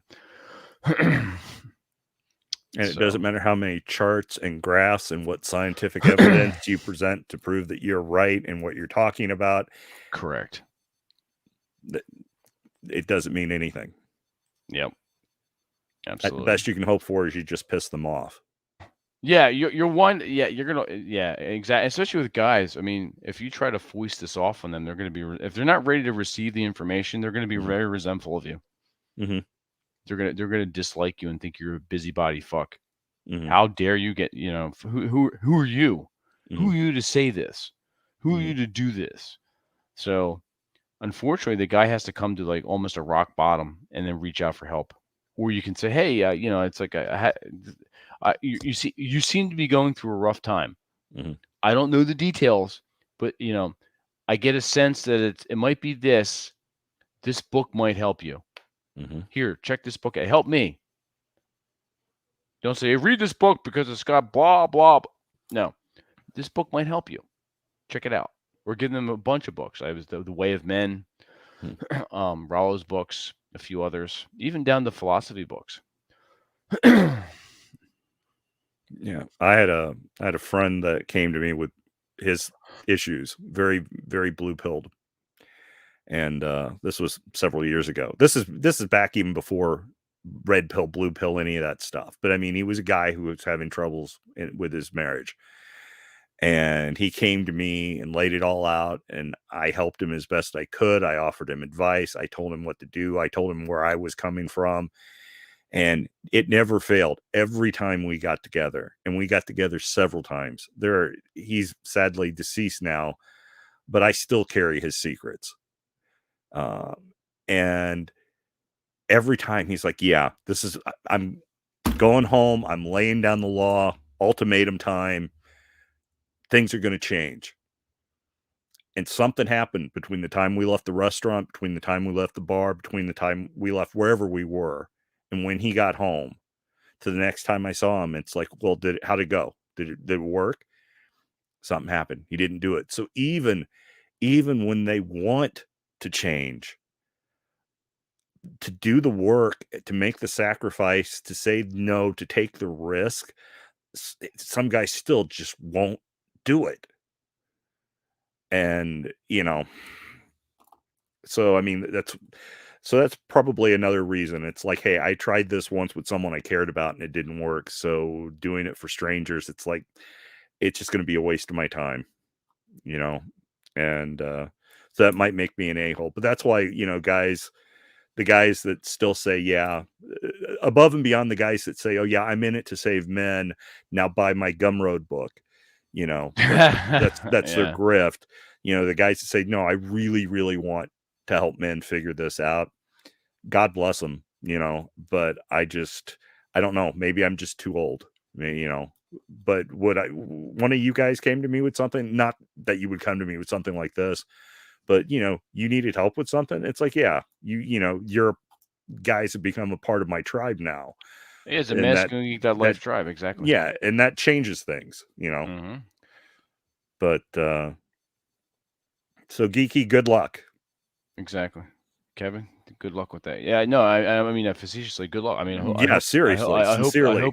I hope you have an impact. I hope that what you do subtly has an impact on your friends. I mean, you care about them. I mean, there's nothing wrong with that. Absolutely nothing wrong with that. And TJ, why should men join Masculine Geek Life? That's the rumor. Why because, should they join? well, because in a lot of cases online, when They're coming to get you. Yeah, I they know know. where you are. Up covers. The coppers. Ah. That's why I'm getting the shotguns out. You're trying to have conversations with people that are meaningful and sincere online, and too often people will come in who are just ankle biters. They're there to hijack a conversation. And the other thing is, in some cases, you know, some parts of the country, you don't have a cigar lounge where you can come and just sit and hang out with other men. And it's not that women are banned there, they just don't go there. I was at a cigar lounge in New Jersey with Vince, and that's a great place to just sit and chat with guys. And the problem is that they're banned for the most part in my state. Same with Utah, And Rob. so I guess, you know, it's a male space.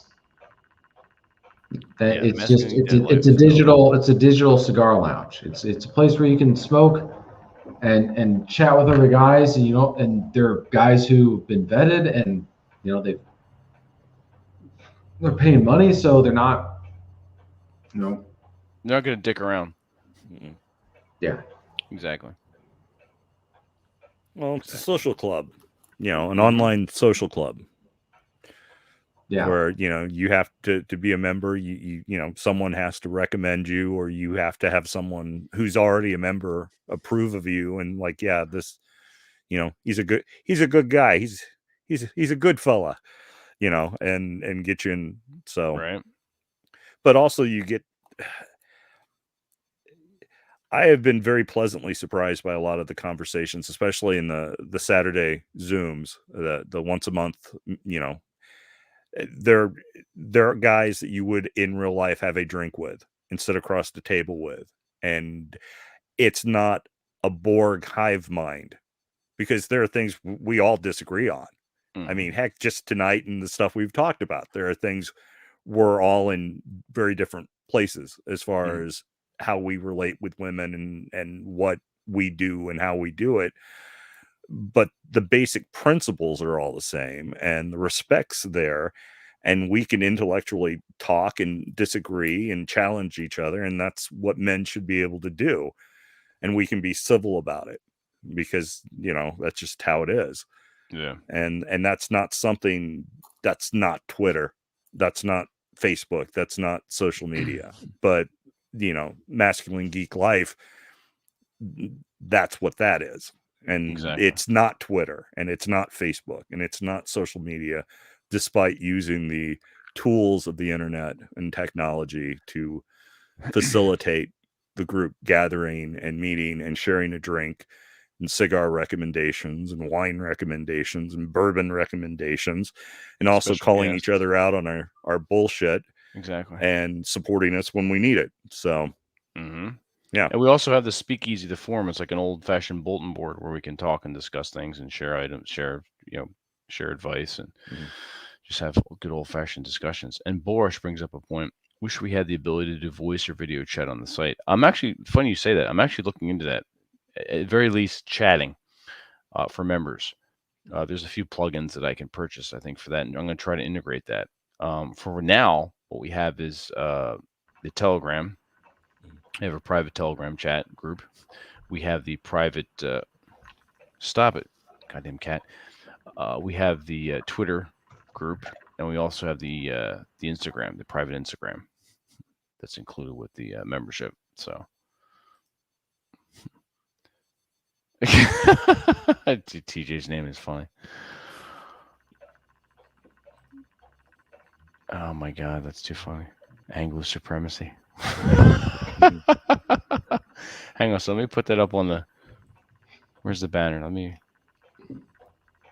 the fuck's the banner?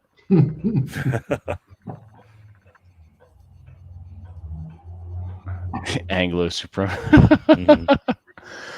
Word. Yeah. Any final parting words of wisdom, TJ, for everybody? I mean, I think that if there's something you're passionate about, you like, you're probably going to have to rely on yourself to go take care of it and maintain it, whether it's like a hobby or whatever. Because the older generation just didn't create continuity. It's become an old guy club, and they're not really very good at bringing in new people and making it relevant for young people. Not a judgment, just reality. So just something to keep in mind. Cool. Let me quickly address this. And some guys may be going, "Oh, Vince, you're paranoid," and blah, blah. I don't care. Discord takes money from Tencent. Discord takes money from the Chinese Communist Party. I'm not down with that. So Discord can suck a dick. I've already talked to a few other people that have tried to get me on their Discords. I'm like, yeah, I'm not doing that. Nope. I'm not gonna. I mean, obviously, are there some things in my life that I don't know about technology that might be peripherally funded by the CCP? Maybe. And if I find them out, then I'll dump them too. But I know for a fact that Discord takes money from the CCP. So, nope, I'm not doing that. And that's just one more thing I got to be bothered about. Yeah, no, fuck Discord. For right now, Telegram is okay. Most of our chats should be done in the speakeasy, the forum on masculinegeek.life. And like I said, I'm going to look into, at the very least, a chat function that when we're on the site and someone else is online, you'll see that they're online and you can chat with them and we can chat with each other. So China is indeed asshole. Mhm. Correct. Correct. So fuck China. And anyone who's listening that likes China, fuck them. Yeah. So no, TJ's correct. And you have to, and like we always say this on Masculine Geek, if there's something that you want to do, you go do it. You make it happen. TJ and I, and everyone else in Masculine Geek, we talk about stuff and then we make it happen. Are there some things that are slow to come forth? Absolutely, because there's only so many hours in the day. We all work full-time jobs.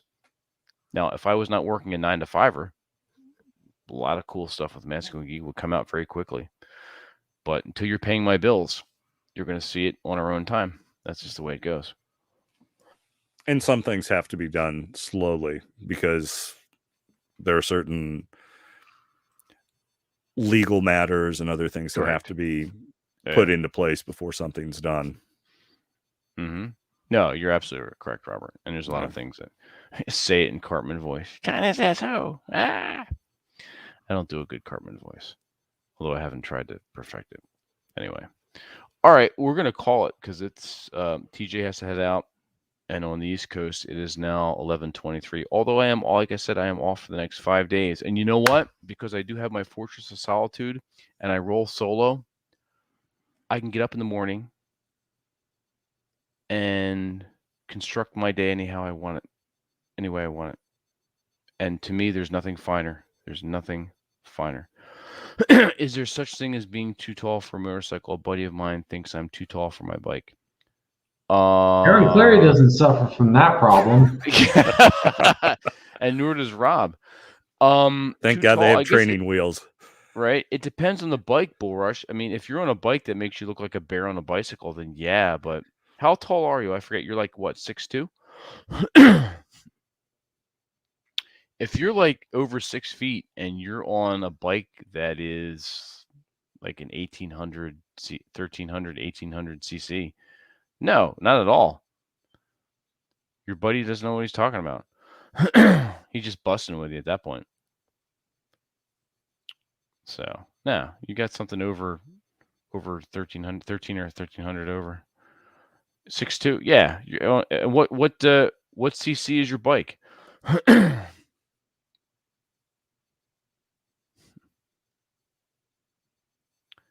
And I would like to take credit in some part. Masculine Geek would like to take credit in some part to getting a lot of people involved in motorcycle riding. TJ, James, Joe Curl. We inspired Bull Rush to get back into it. Or you have a VTX 1300. You're fine. No, 6'2". No, you're fine.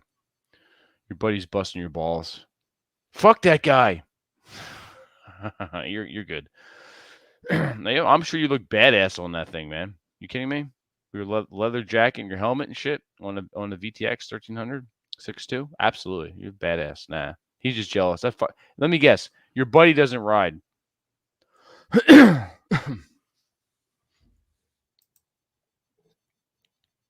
Benjamin Button is there's a case therein lies a case where I enjoyed the movie better than the short story by F. Scott Fitzgerald, Benjamin Button.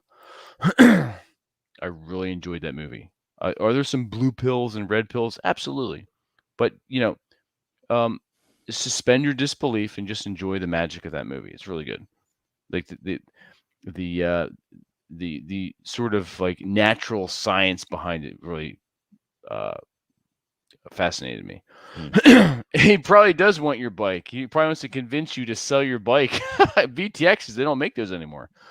Now it's the Honda Aero. I think they went from the VTX to the Aero, AERO. But I don't have that problem. I'm only 5'10", so most bikes I look okay on. Even when I started out on my 650 Suzuki Boulevard S40, which James has now. I bought that. It was a 2010. I bought that with 300 miles on it for $2,000. It's a steal. Fucking steal. Shame the weather's not bad. James should have rode that down from Jersey to Texas. That would have been a nice road trip. Well, that doesn't have the power for the highways. Okay. He would have to take all back roads, and that would probably add another 4 to 5 days on his. I mean, if he had the time, then absolutely, you're correct. You're correct. Yes, but for major highways, nah, that would just rattle the teeth right out of his fucking head, and it's too small for the main highways. Right. But dropping down and going across 40 to something to head on down to. Oh yeah, absolutely. 64 exactly. or something down to Texas. Yeah, that would have been a nice road trip. That would have been cool. He could have used it. Oh, without a doubt. Yeah. Hey guys, I gotta head out. So all right, we're gonna call it tonight. So everyone, tomorrow we're gonna be on with Sterling Cooper. Check that out, and I think all geeks need to learn how to talk dirty to their women. So that's you need to check out this episode 9 p.m. Eastern. TJ, I know you're not going to be there, but go back and listen to that later. So everyone else, until next time, TJ, take us out. All right, guys. Keep the fires burning. Keep the wine flowing. Keep it lead shooting down range at convicted child rapists. And don't take any nickels and don't drink all the rum. That's right, you dirty whores. Aw. See?